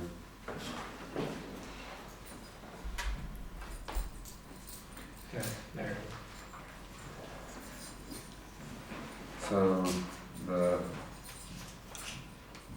first edit I'm going to suggest is that if you notice, we call ourselves Gloucester Public Schools at the top and Gloucester Public School District at the end of the third paragraph. I think we should be the Gloucester Public School District at the top, so we're consistent throughout as to how we refer to ourselves, and also makes the yeah, verb invites sound.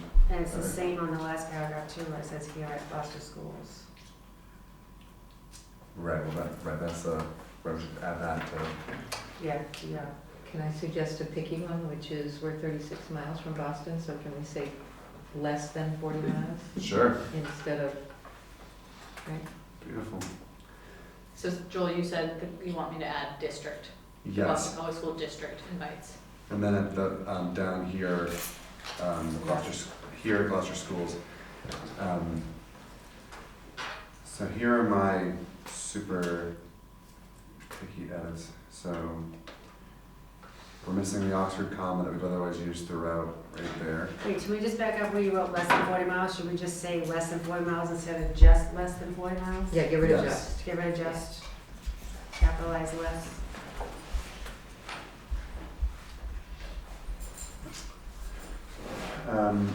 So then, if you go down, we're in the first paragraph still. After a renowned arts community, then that last clause of that sentence, a thriving commercial base of restaurants, boat, apartment, hotel, and much more. So that, my understanding is, I believe she's saying the restaurants, the boat, hotel, and much more are describing the thriving commercial base, which means there needs to be an and here for this list. And then these next three are a sub-list within the first list. Yeah. That said, the Beauport Hotel, I would suggest, and maybe we talk about, I can't tell whether it makes sense to hide that as the one or to say like oceanfront hotels, because there are several, we don't want to be slighting Sure. Ocean View or Atlantis or Bags Rocks, right? Yeah. So if you want to change that, Sam, from the Beauport Hotel to, Oceanfront hotels. yeah, like, several oceanfront hotels or many or whatever you think. Like several oceanfront, or many, doesn't matter. Whatever.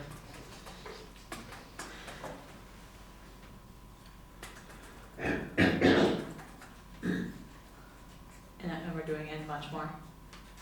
Yeah, this was describing the thriving commercial base. Restaurants, Do you, Actually, do you want that and? Who is that? That you, Joel? Yes. You want and? yes, because the first list is maritime heritage, arts community, and a thriving commercial base. And then we further sub-list under the commercial base, which is made of restaurants, many oceanfront hotels, and much more. And now that I'm reading it out loud, the two things, many oceanfront hotels and much more, like I get the word many out of there. We just do restaurants, Okay. oceanfront hotels, and much more, right? So by doing this change on Laura's, we're eliminating saying waterfront festival, stage 4, No. school festival. Yours, So, yes. So is that a direction we want to go? No, I think it'd be cool to break. I think we should bring some. some of these in. I know she just tied it into live music scene and summer festivals, but I think it's important. I mean, where else do you have a school festival? The best school festival, which So is. I'll add that back.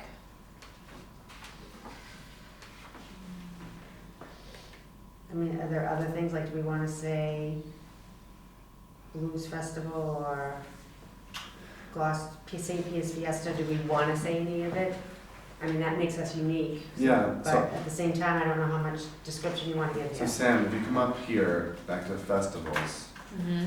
and and you eliminate this comma and start with an M dash, and then copy out everything that she had put here, starting with including St. Peter's Fiesta, yada, yada, yada. And then you Look at that. M dash back out to the word which.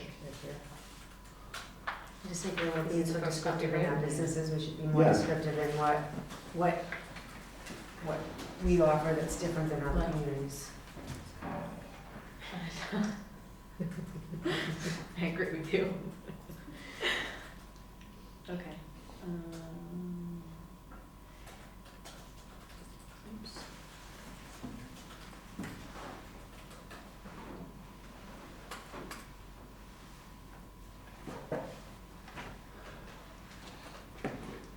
While she's typing that, I'm gonna read down in the middle of the third paragraph, we use the word which without a comma in front of it. Where? So it says, a comprehensive high school which, if you wanna use the word which, you have to have a comma before it, otherwise you use the word that. So you can say comprehensive high school that offers, Change it to or, offers. Or we can say high school offering. just say that. offers.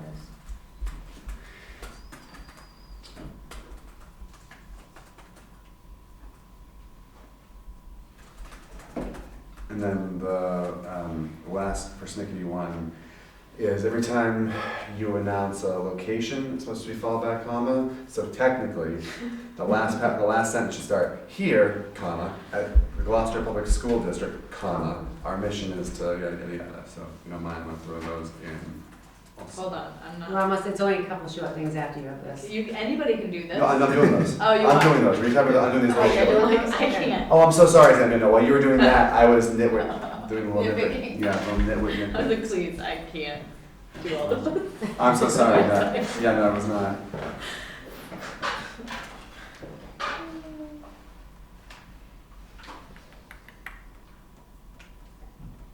So we have the Gloucester Public School District capitalized in the third paragraph, and we don't have the capitalized down the bottom. So see here, maybe it's because it's the first one. Yeah, it's just nice. I get it.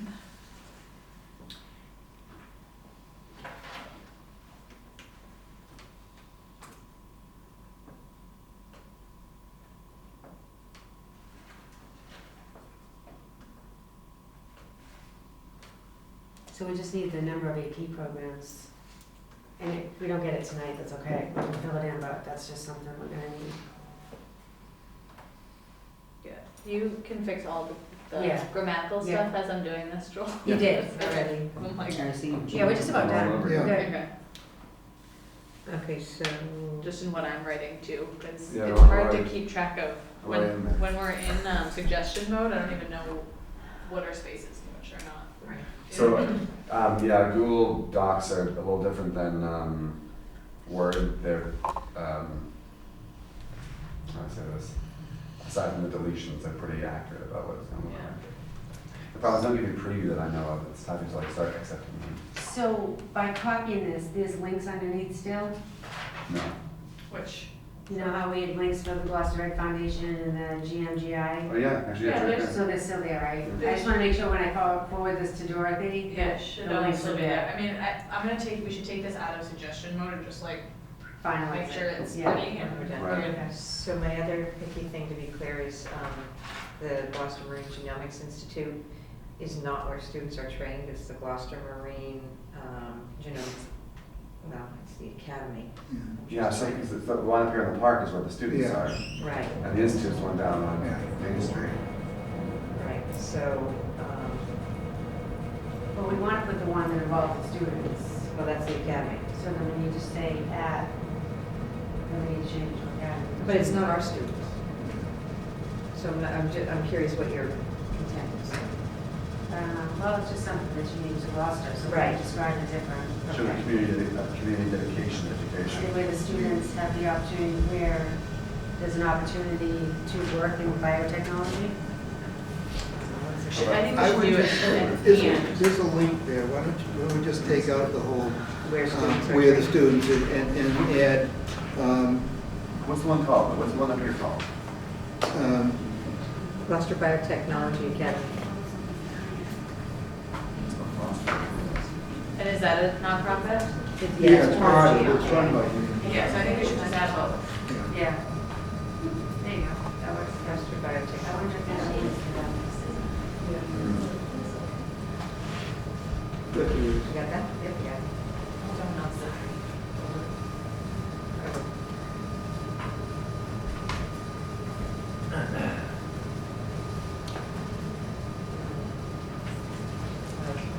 It's just a page on NGI's.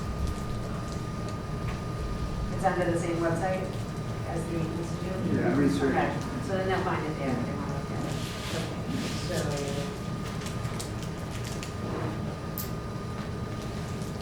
Are we good? so I want to say under Gloucester Education Foundation, I want to say something like, just change it a little bit. The district enjoys a strong community partnership through the Gloucester Education Foundation, whose mission is, kind of want to tie the community Sure. aspect of that. Make sure a separate paragraph then, Hmm? like, if this becomes a separate paragraph. Just say it one more time, sorry. I said the district enjoys a strong community partnership through the Gloucester Education Foundation.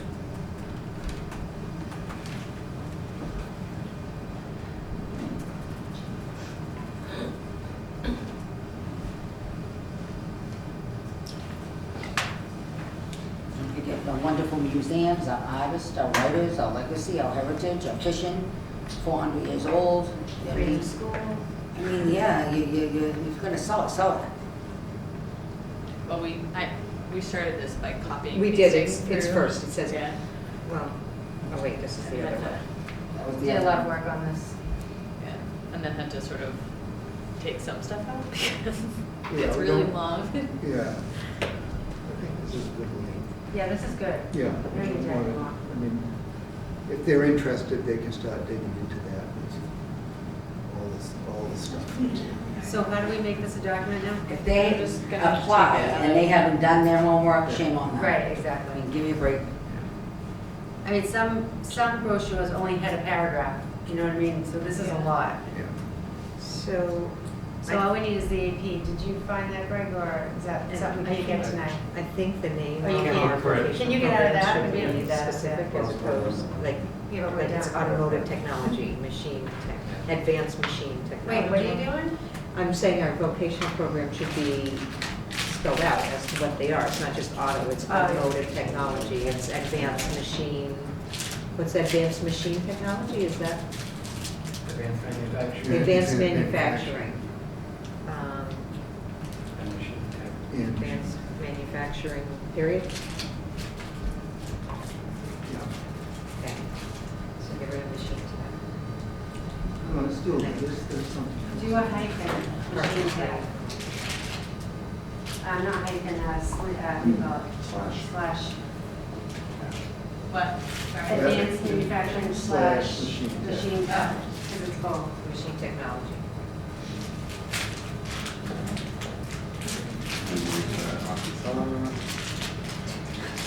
Get Joel over here. Purple all over it. Okay.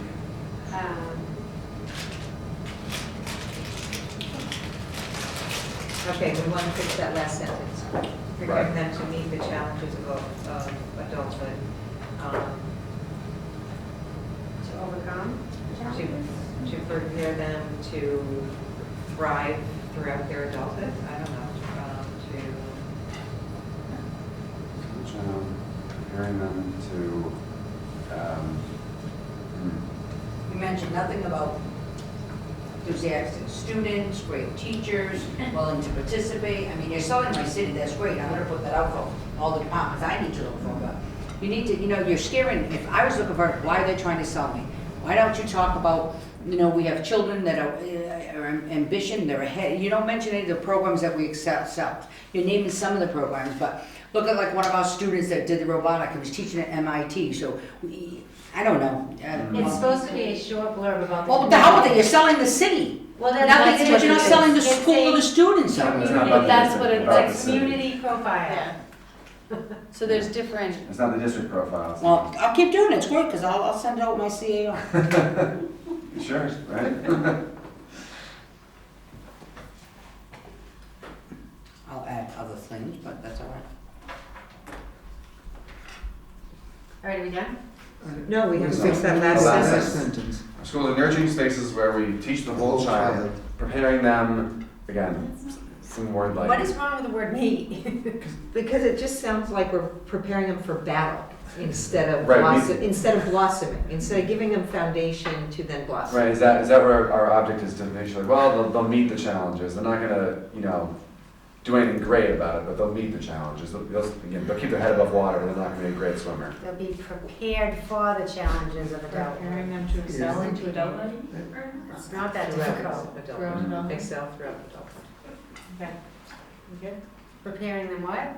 To excel throughout adulthood. Just fix it, it just needs to be more positive, aspirational, Right, I think with the potential, schools, you spoke, sky's the limit. right, you spoke to, our teacher said, are you trying to, they say, I'm trying to do more than just get them to meet, the challenge, I'm trying to make, something amazing out of these Okay, things, right? so we are good? Alright, Joel, how do I get it out of this mode so that I can, Look at. What you then get to do is you start to go through, you start clicking these little check marks, and then they become oh, yes. real. Yes. Because you're the owner, right? So you must see. Everyone else can do it, but Sam's learning tonight, so she'll do it. No, you can do it. I don't know, where do you see check marks? See the boxes? Over here? Kathy Clancy, is On the that, side. see? Okay, so here, I can just press on it? Just click the check box and it accepts the suggestion. I don't have she check doesn't marks. have check boxes. I know what you're talking about, Joel. Right up there on the screen, you have it? That? Oh. Yeah. Maybe it's mine. Oh, that's why. She didn't have room. Wait, I don't have those. We're, Yeah, you have You to don't move know. your screen we're over. teaching people to finish like eat for a lifetime. Yes. We're not And gonna catch beyond. the fish. That's right. Oh, yeah, I have them. See? See, I learned tonight, I don't know, I'm learning as I go with this system, I didn't get training on Google Docs. I don't see it. I don't use because I this don't at have work. it in that view. How do I have that view? Good question. I'm not sure what you have it in. Just about Just gone. slide over, so you've Oh, got. I got it. You I just you're have not- I have my screen in Oh, so- bigger font so I can see things. Beautiful. Good job. Alright, now let's Good job, just do it everybody. once over and make sure it looks good. Cause who knows with all that. So the only thing, we did not get is the XXX AP programs. Except that, I just. You don't know I'll yet? get it to you Okay. as soon as All right, you I don't need that, right? use my. So It's just. The only thing I'll point out also is that I will. the hyperlinks are all there, the three of them, but for whatever reason, only the new one is showing up like a standard hyperlink showing up in blue, but that is something that the person putting the brochure together can just fix when it's in final. All I have on mine, it says XXX AP program. Yeah, we gotta just get the Oh, but what's number that of number? company, and I can fill that in when I send it. All right, I can make a Yeah. motion to accept the, Because you don't want them to have the a family that brochure, doesn't know what XXX is. Community profile, please. community profile as edited. So moved. Second. Any further discussion? All in favor, say aye. Thank you. Aye. Thank you very much. Excellent. Okay. All right, you. And we are going to move on to, we accepted the grant. We just have an update on MSBA. The Article 97 request disposition was postponed last night by the city council, and they are going to schedule on Monday, the 24th, a public hearing on Article 97 only. But they're not gonna vote it that night, they're gonna vote it at the regular meeting on the 25th, Next. the next night. So, we missed that, because we were 5 minutes late, or 10 minutes late. There's a building committee meeting tomorrow At Veterans School. at Veterans School at 5 o'clock. And the agenda includes a presentation by the contractors that did the traffic study. It's going to include an update on the schedule, the timeline, and it's going to include a presentation by Dawn Whittier about the site plan and circulation, as well as some of the interior layout changes. So, what else? And the regular minutes and invoices. We've also provided the city council, as effective today, of flash drives each of the preferred schematic report. We handed it off to the city clerk's office, and Joe and CNOS will distribute it. And it, in essence, shows, it's 287 pages, but if the city council wants details, it shows how we started here, narrowed down the options, and brought it to one option, which is the preferred schematic report. A lot of detail, but if they want to be educated and understand it, as opposed to listening to anything that anybody says, this is one of the ways to go. And the other way is that we are updating the website with FAQs and bringing that up to date as well. So that will be a more simple version of the more complicated binder on a flash drive, which we provided with the city council. Can we get copies of that? Of course. Copies of It's online. It's online. It's online. The whole It's right on The our website. whole shebang is Okay, that's the online. long thing Yeah, that's just online. type in Now- preferred schematic report, it'll take you right there. And so the timeline going forward is the vote will, for the Article 97, we assume it will take place on 2 weeks from yesterday.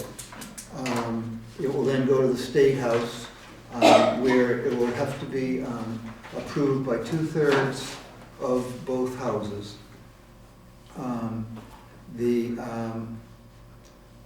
There's a number of, we will get the presentation of from Dawn Whittier at our next school committee meeting. And what is in that presentation? The site plan and circulation and the layout of, that they're working on, these, none of which are final, but it's a progress report. You mean the design? When you say layout or just? Yeah, the design, the layout of the rooms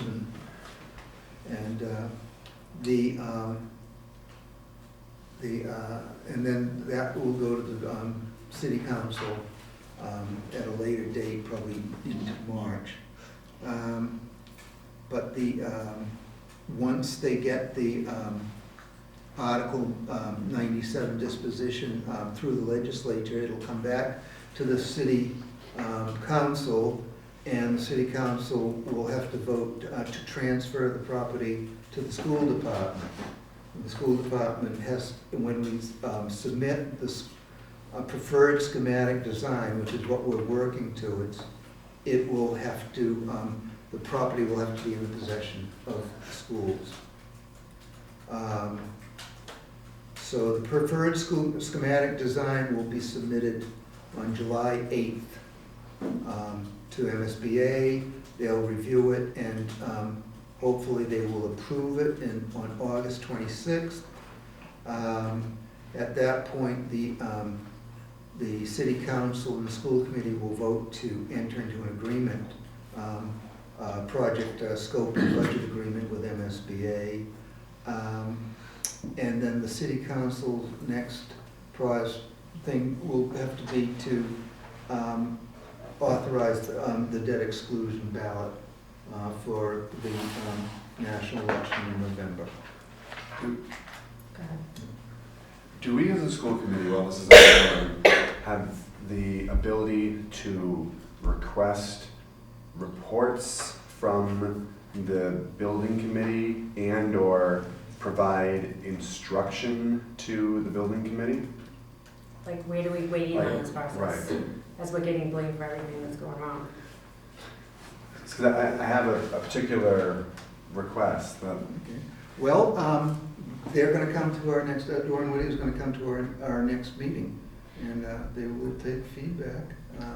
so, So there's there's something out there on the Mass School Building site. I just emailed the link to Greg, if you don't mind, if he just puts it on the TV. It's just about, when the question keeps coming up is about cost, right?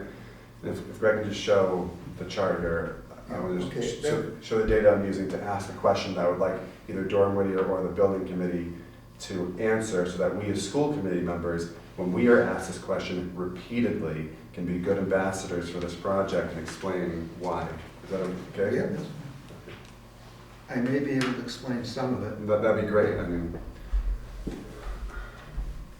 but so the numbers that are currently out there are numbers that are in the preferred schematic report, which was, is basically from last October. Greg, would you mind if I just And they're line by type of cost, so they're very Yeah. detailed in terms of their On page estimate. 114 and 115. Yeah. So- And, Oh, sorry. yeah, so, I know, I know this chart. Right, but I'm going to answer a question. Yeah. Okay, yes. So wait, did you just say that there's a detailed itemized list of the costs? Yeah. Where is that? In the preferred schematic report. And that's Which the is one the that's big- on Page 114, I just sent you the link, 114? Yeah. and 115. So- Yeah, good, you know that. So ask again. So I'm looking for more of a why. So if you look, this is the chart of all the schools, the projects that have gone forward, all the orange squares were forward, the X's are where votes failed. So here's 2015, this is West Parish. We were way more expensive than any other school built through this process that year. The next one was $55 a square foot cheaper than we were. So we're way out of the ballpark for the average, right? We're trending up, and here's the projected East Gloucester vets. Again, way over anything else being built through this process. And so we need to be able to justify why we have the most expensive schools every time we do this. Because if we can't explain it, right now this project's starting off, they're gonna be $481 a square foot, and we're up here at $613 a square foot. Why? Not here's the page showing the line by line expenses, say, why is it more expensive to build these schools than almost any other community that goes through this project? I mean, there's a high school in Walton up here. Oh, I should have put that. And if you change the design, does that bring the cost down? Or is that just the cost of doing business in Gloucester? Right. Why are these projects kicking off Or so do we much more? have other costs in the total Right. project, which include I can address a transition? little bit of that, not all of it, and I don't, and I think that is a good valid question to ask them. But that number is skewed because of a couple of factors, and the first one is that they were derived with basically no design. You know, they were just estimates.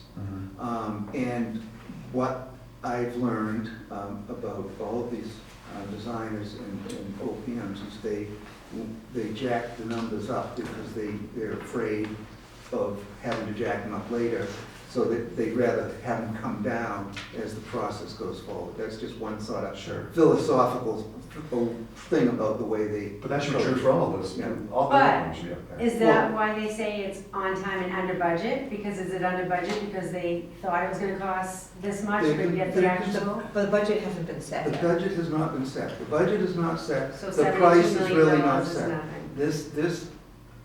Well, no, it's an estimate that they have at this point. Okay. It's not nothing. They've No, I spent a know, lot of I meant time. to say it's an They've estimate. yeah. spent a lot of time coming up with Yeah. that number, but if they error on the high side. Yeah.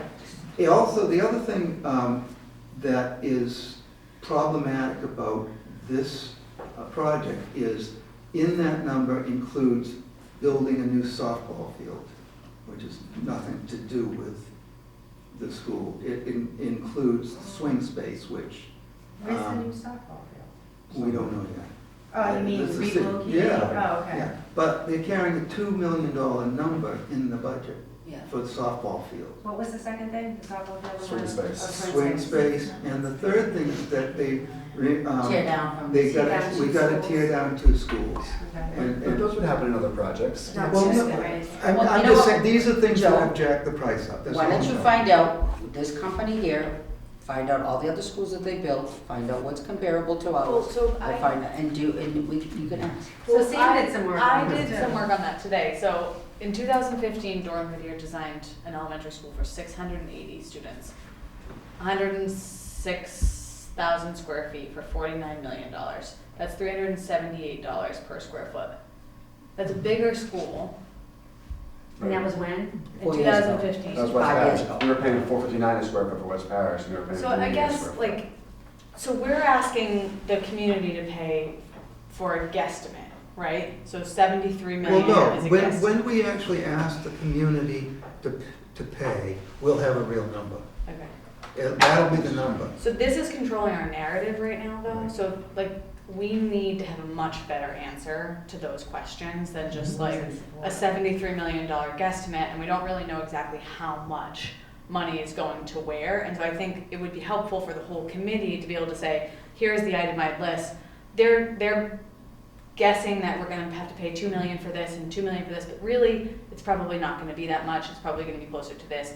We need to have more information because people are asking and nobody can give the answers. And if we don't get ahead of the narrative, this project is not gonna go through. And it would be interesting to have the answer. This is same designer? Same designer. Same design. That's a lot more. Right, so. And that's 5 years ago, But but that's we a- also that's did a- West it's a- Parish, It's so a it valid was still. question, and I yeah. think they can, we will ask them. Right, because again, like West Parish is now, oh, we came in under budget, we're still the most expensive school in the Right. state that year by a huge margin. Right. It's like, great. Like, And another thing is people are so afraid or concerned, and rightfully so, of their taxes going up to an amount that they say is gonna cost them out of living in Gloucester. If we can have some sort of response that says your taxes are gonna go up $150, not $5,000, I think that will ease a lot of fear too. That information's out Right. there. Or the- Well, it's not out there. You think it's out there, but it's not out there.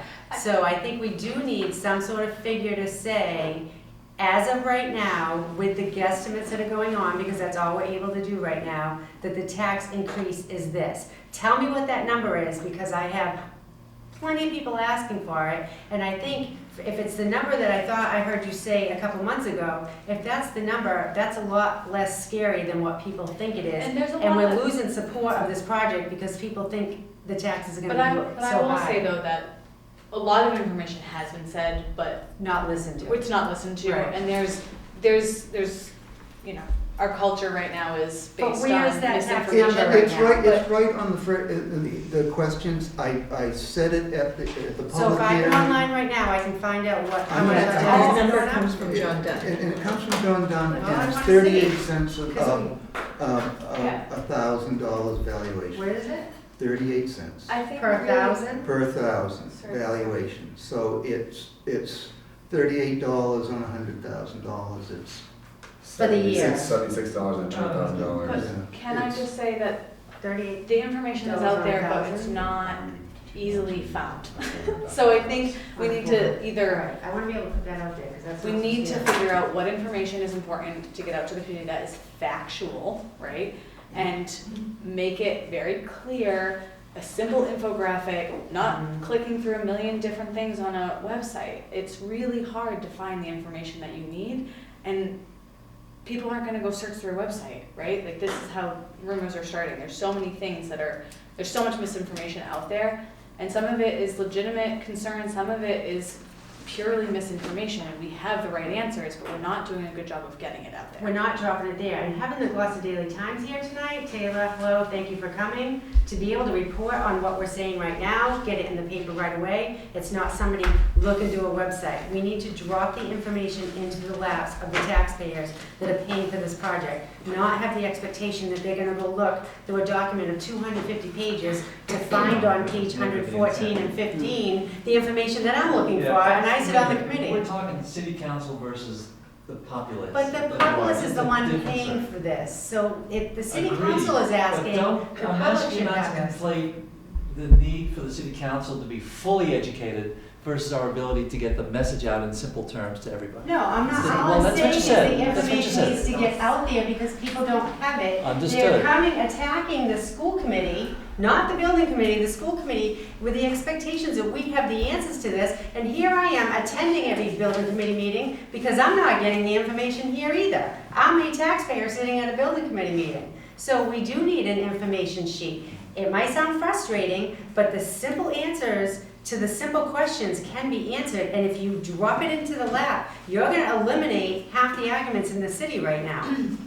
There's a Also needs to concern be that this may explained not too, pass, is and we need to people are figure saying, that why out. aren't you fixing the schools itself? Right. People need to know, this is East Gloucester, what does it cost to get bring someone, it up even to if it code. wasn't during an estimate of what it Yeah. costs to put an ADA, the whole thing, The whole which is thing. really basically tear down, build up again for that one, and that one, and people keep saying, well, why can't we, it's 40 million versus 70. Exactly. But no one's telling them that we're gonna get reimbursed again.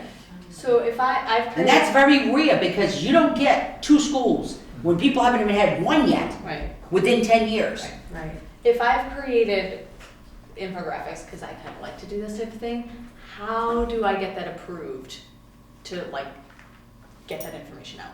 Like, who do I send that to? Because I have now created. I would, The committee. Well, I there's, would, the building committee, building just for fact Yeah. checking. Okay. Yeah, and that's then it, we can right? send it out. Because Yeah. I've done 3 And- different ones that I feel like would be helpful for the community to have, just factual information, you know, that I think would be really helpful. But again, that's, with the last few minutes of conversation, which is very helpful, is circling around misinformation, misunderstanding. Mhm. But yeah, I really want to make sure either Jordan Whittier or the building committee gets us a report as to why we keep consistently hitting the Yes. top of this chart. Because unless, either say that chart is inaccurate, and that's fine, so that way when someone brings it up, they say, yeah, that's just plain wrong, it is This is from misinformation. their website. Right, or if it is correct, explain why we have the most expensive elementary school or school period in 2015, and why we're slated to have the most expensive school for 2022 or whatever that year is that's slated right now. And I want to hear even more, like, for instance, at West Parish, we put that wood on the front of the outside. And here at BNF last week, we were discussing, how do we maintain the wood on the outside? It's an expense.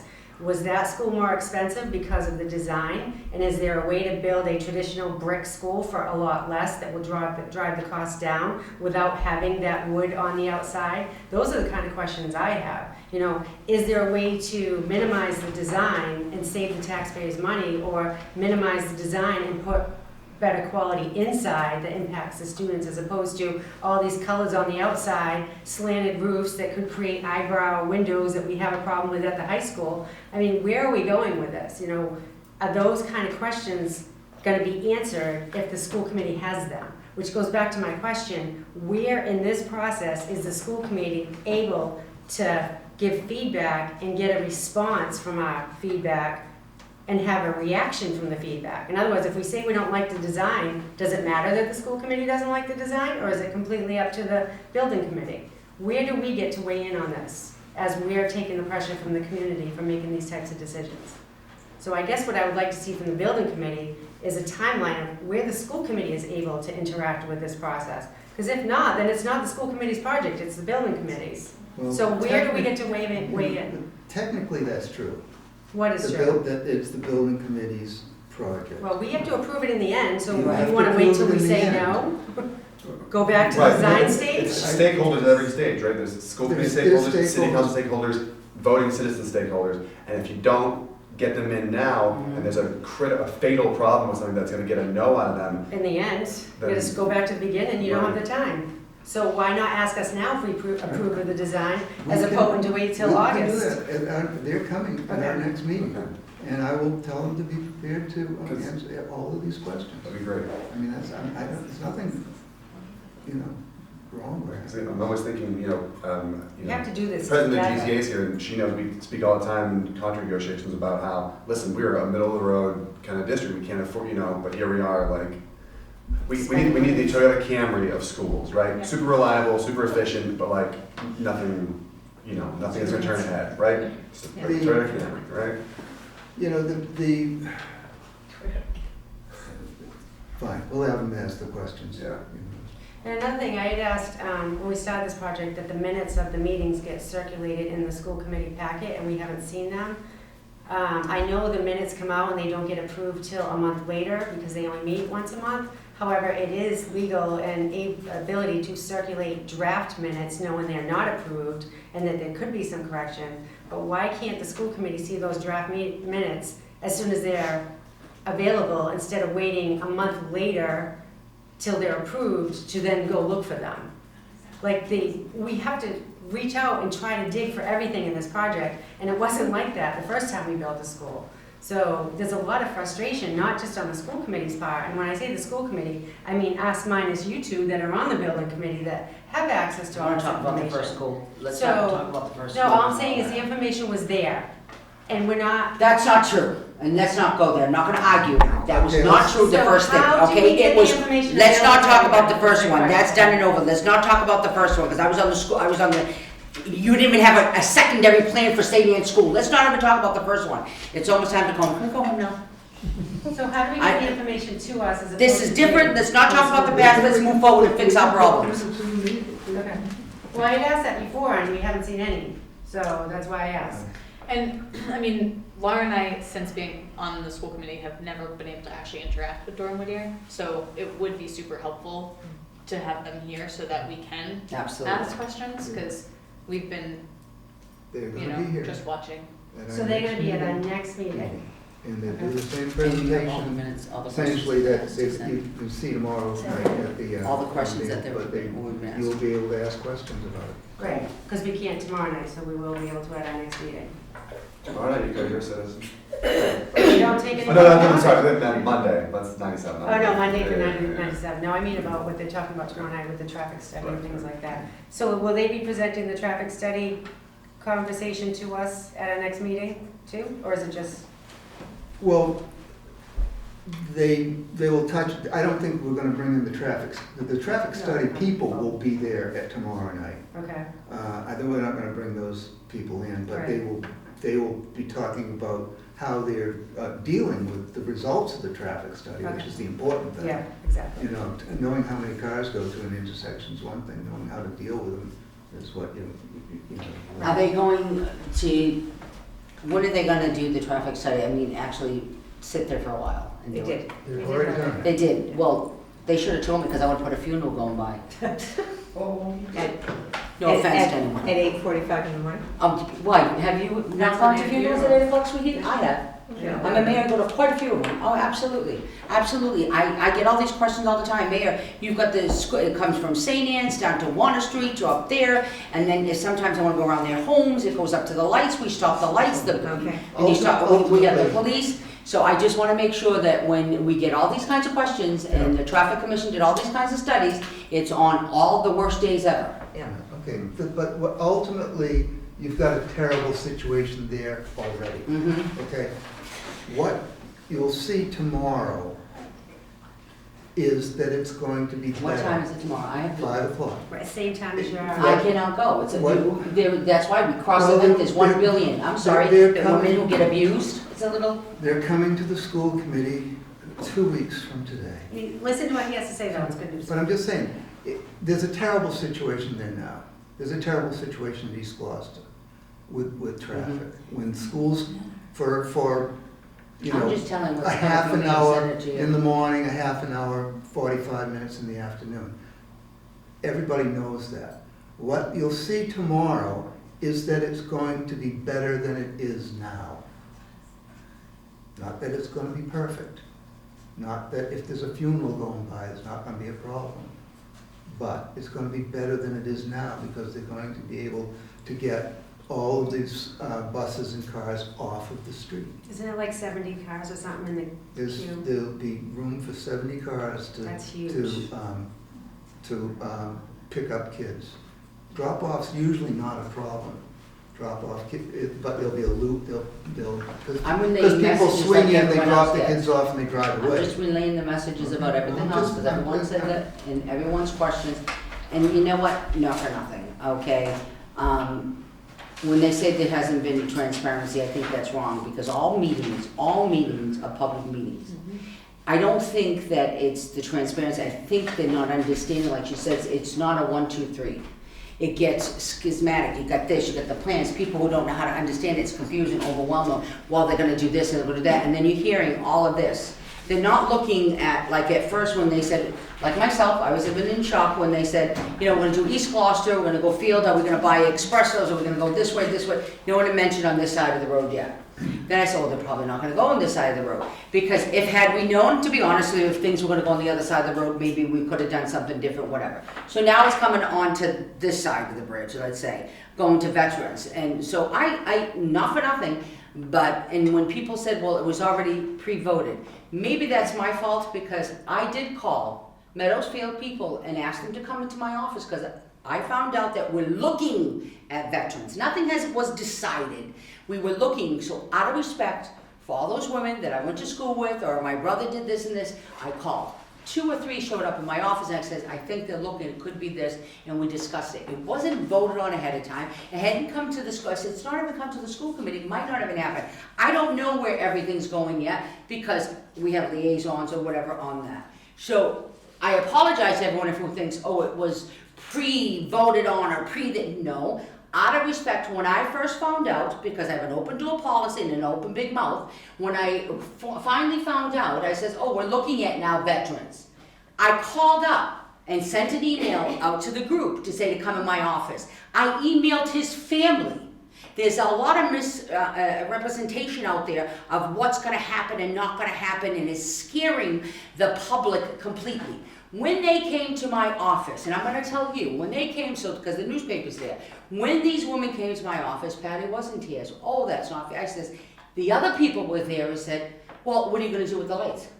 I said, well, we'll put it at Green Street. You practice there anyways, don't you? Now, I don't practice there. I haven't gone up there, so I don't know. Yes. And they says, well, what are you going to do? Well, you don't have bathrooms. It's not handicapped. Well, you are now. It's not even handicapped accessible. Not everyone knows to go around. A lot of people, older people that I went there with, people who donated the money for the lights, couldn't get down. They stood up top. Well, when we dedicated the lights, this will be better for you. I even said, you know what? Get it in writing. If you don't trust us, get it in writing. Bathrooms, whatever you want. I, the city pop, will make sure that it's going to happen. Okay, I emailed the family, there's one woman, and I said, no, we're not removing the stone or the flagpole. And every school, so people will know, every single school playground is named after a veteran. Playground is named. If this school is built, there will be a playground there, and it will still remain that name. Not only will it remain that name, he's going to get a baseball field included with his name. In the same neighborhood, it's Portuguese Hill. This side or this side, Green Street is Portuguese Hill. Then I said, okay, so, and then other things will say, oh, the high school's easier. Everyone else added their own things, but I never said that to anyone. I confirmed. I said, I will talk to the donors. And remember, when you hear the word $200,000, it's CPA money. It's all of our taxpayers' money. I am included in that taxpayer. Okay, it's all of our money. Yes, there was private donors, and I contacted the private donors. And their response is, education comes first. Thank you very much. I didn't want to insult you. Should I do something? Do you need another plaque in your name? No. Can I ask you a question? So the vote no opposition out there states that we, the school committee, knew in June, because you told us in June to say that we had to vote for the Meadows site. This is what's out there. No. The vote no says that Sabathia said in June, and she told the school committee they have to vote for the Meadows site. Can you confirm whether that's true or not? It's right not here? true. Did I talk to you? Exactly. This No. is what happened. I have it But all I just in want email. that out there because I have it all in they're saying email. it is. I heard that they can't do, they're not gonna take the Saines field because there's environmental, you can't do that. Then I heard the field can't be touched and that can't be touched and we're not gonna buy expressos and we can't buy that land and the bus is not gonna go to Grapevine and there was all these paper roads and that's too terrible, that's not gonna happen and whatever. Then we started looking at veterans. As soon as someone said veteran school, I knew what was gonna happen. I wanted it right away. Okay, I called up, I sent an email. I'm sorry that I misinformed you because you're right. I never thought they were looking at veterans. My bad, I'm sorry, they are. Would you like to meet with me? And they said, well, I can't meet this or whoever. Few came in. We met and we discussed. Patty was in tears. She goes, how am I gonna tell the family? I said, well, family, let's work on it. What can we do to make sure that he's not dishonored? Because I love my veterans. And then she, I don't know, all that work, all that things. That I said, well, Pat, it's going to be better because it's handicap accessible. And I wasn't even talking about the school, I'm talking about the field. The rock's not moving, everything else. And there was a person there, and I want to start a fight between them, but I have all the emails, said, well, you know what about the lights? Well, we'll take the lights. Where are you going to put it? Well, don't you, now, I don't practice there. Don't you practice at Green Street anyways? So why don't we put the field there? I've never been there, so I don't know what it looks like.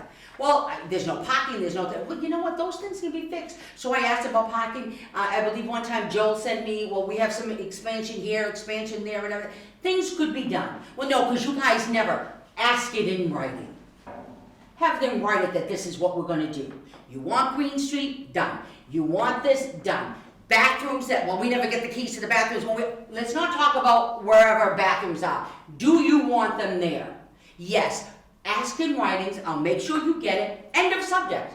That I can give you. Then I went to the people in East Gloucester, a few that were I says, what would you like to see there? You're all complaining about open space. We'll put money, we'll take that down and make it the biggest open space you can have. No, they were not happy with that. So I said to myself, see, now are we being selfish here? Why don't you want it?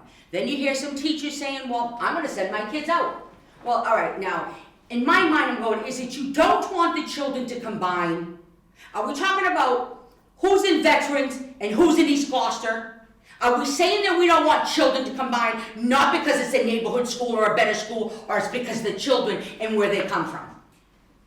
Because I think so, because when I was younger, that happened to the Italians and Portuguese anyways. For a teacher to say, I'm gonna send my children out, but you're gonna still be good enough to teach in my school, but your children are not gonna be good enough to, why? Are you that angry? So, I get angry, and I'm going, that's not fair. That's like, you, what, is East Gloucester better? You all have a great school, they're both big school. We're not gonna take away principals, we're not gonna take away teachers, no one's gonna lose their job. So it's not like we're saving money that way. We're saving money in less repairs, where I'm gonna be on top of it, the trailers and everything else. So I have the emails back. A lot of the families were misinformed. A lot of the people in East Gloucester were misinformed. Open space, everyone who wants open space had no idea that that's gonna be stayed. And you know what Bruce Tarr said? I'll put it in the home petition rule if you want it.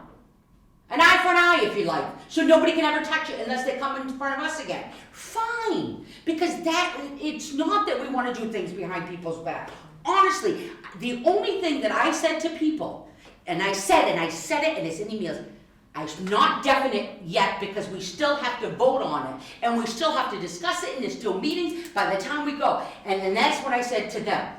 Nobody is going to do nothing unless we go for a vote. Not a vote of the school committee, of the people. I will not borrow all that money without telling people, put it on their taxes, and then say, well, here's your new, I will not do that. I'm not gonna do like West Parish, that it ended up on the city side, and it's the burden on my side, and the budget gets all screwed up because I have to pay the money on the West Parish.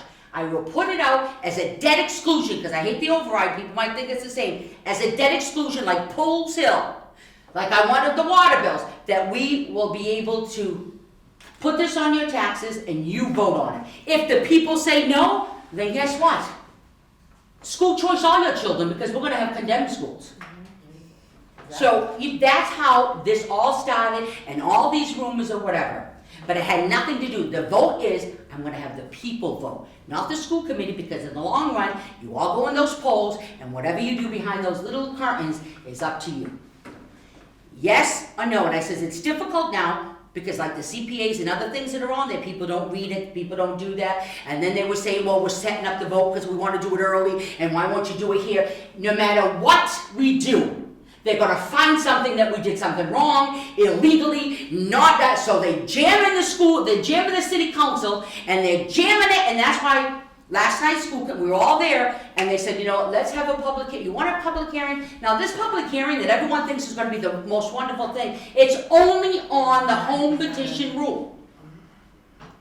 And we're going to do it and whatever, but the fact is, people, you need to, like she said, get something so you can show people who are hearing all of this, like you were confused.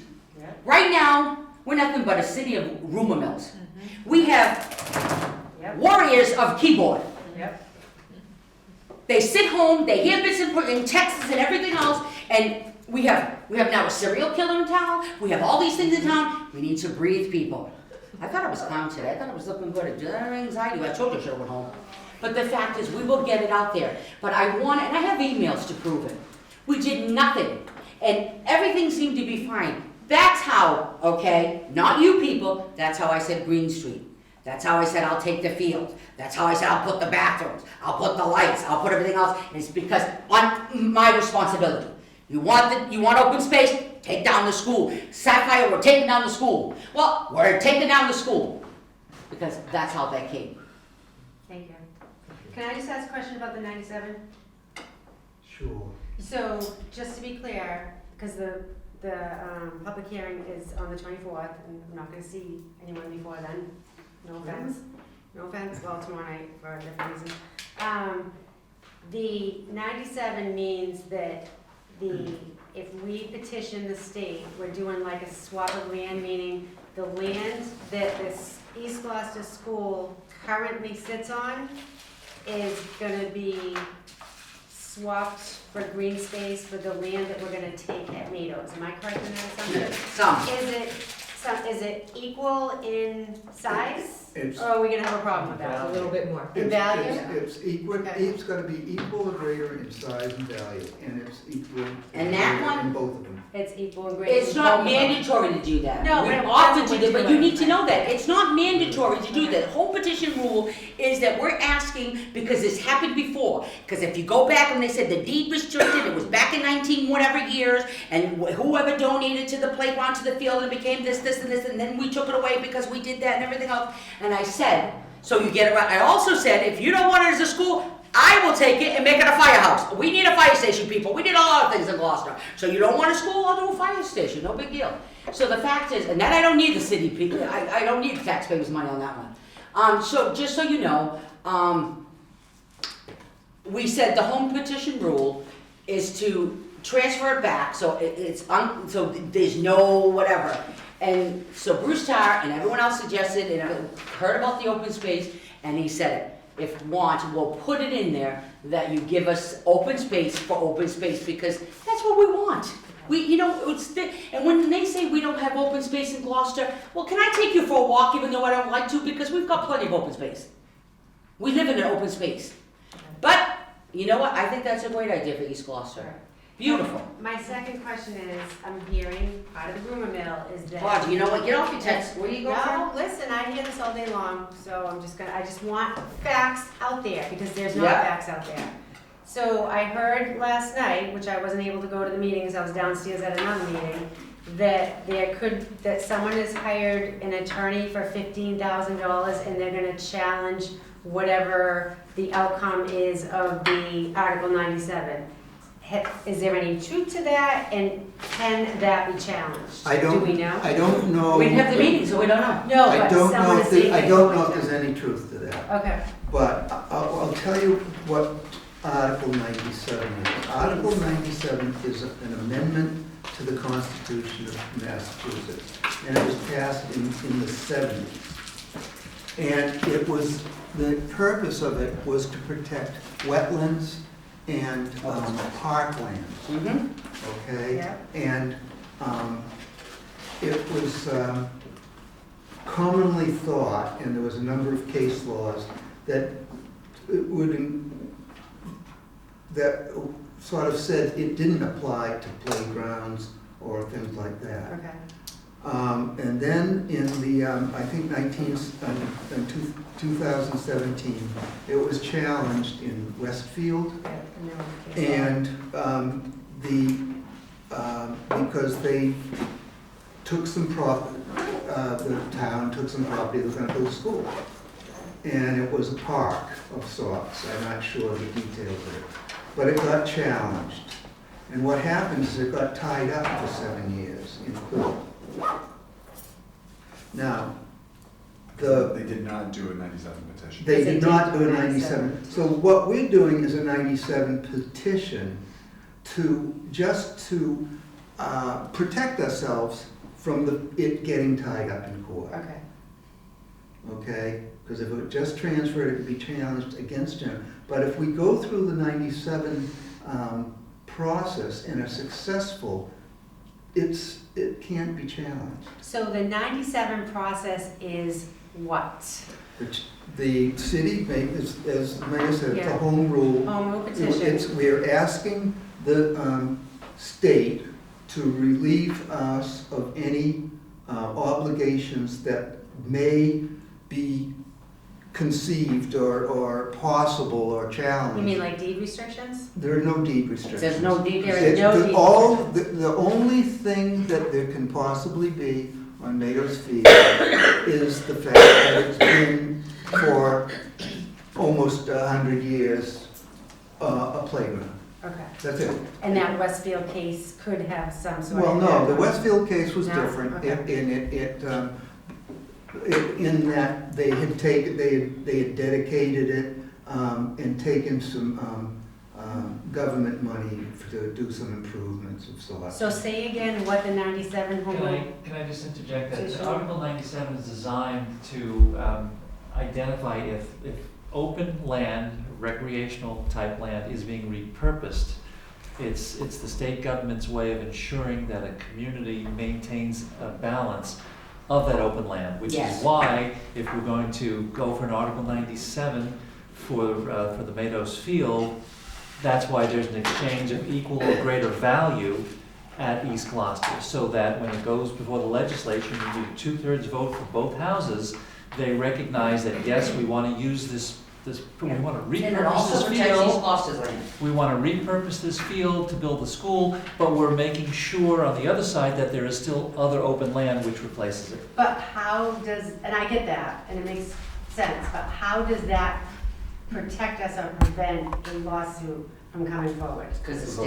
the lawsuit, the 27 was if you didn't do this, Right. the challenge is you are in violation of Article Oh, 97 right. of the Constitution of the So if Commonwealth. this passes, there's no legal Yeah. challenge It's to a- the action of doing It's a it. 2/3 Excellent. vote in the House, and it's a Okay. 2/3 vote in the Senate, and if it's approved, what standing does a litigator have? But it's an act of the legislature of the state. It also protects, by doing that, is also deeded, that it's also protected East Gloucester, that's open That will space. stay Yeah. in field. Right, Mado's, which has a question mark whether it's protected or not, is one thing, but East Gloucester Will will be. be definitively. Yes. Park, unless the legislature changes. Changes, someone goes in front again to ask Can't be the permission. city can't No. hire a Right. developer and put 50 units in that. No, we're not, nobody's looking to put a. No, I know, but I'm just saying, for the. Please, and that's a lot of rumors, we're not building homes. Oh, we have rumors we need to. I know, because when we did it to Forbes, you did it to Hubby, it's not You're getting a happening. little- Motion to adjourn? Please. Just ask them if you can mail these, if you hear these questions persistently and you can send them to us, that will help to speed up. You'll put them on there? Yeah. We'll You'll do put it, 'em on? well, we're already in the Yeah. process of That's doing what that, we but do. we'll That's what put the we've been inventory doing. together as quickly as possible. Well, Just write them out, send them. So are you happy now? I with have the a home motion sales? to adjourn. Okay, We have a second. Do we have a vote? All in favor, say Yes. aye. The meeting is adjourned.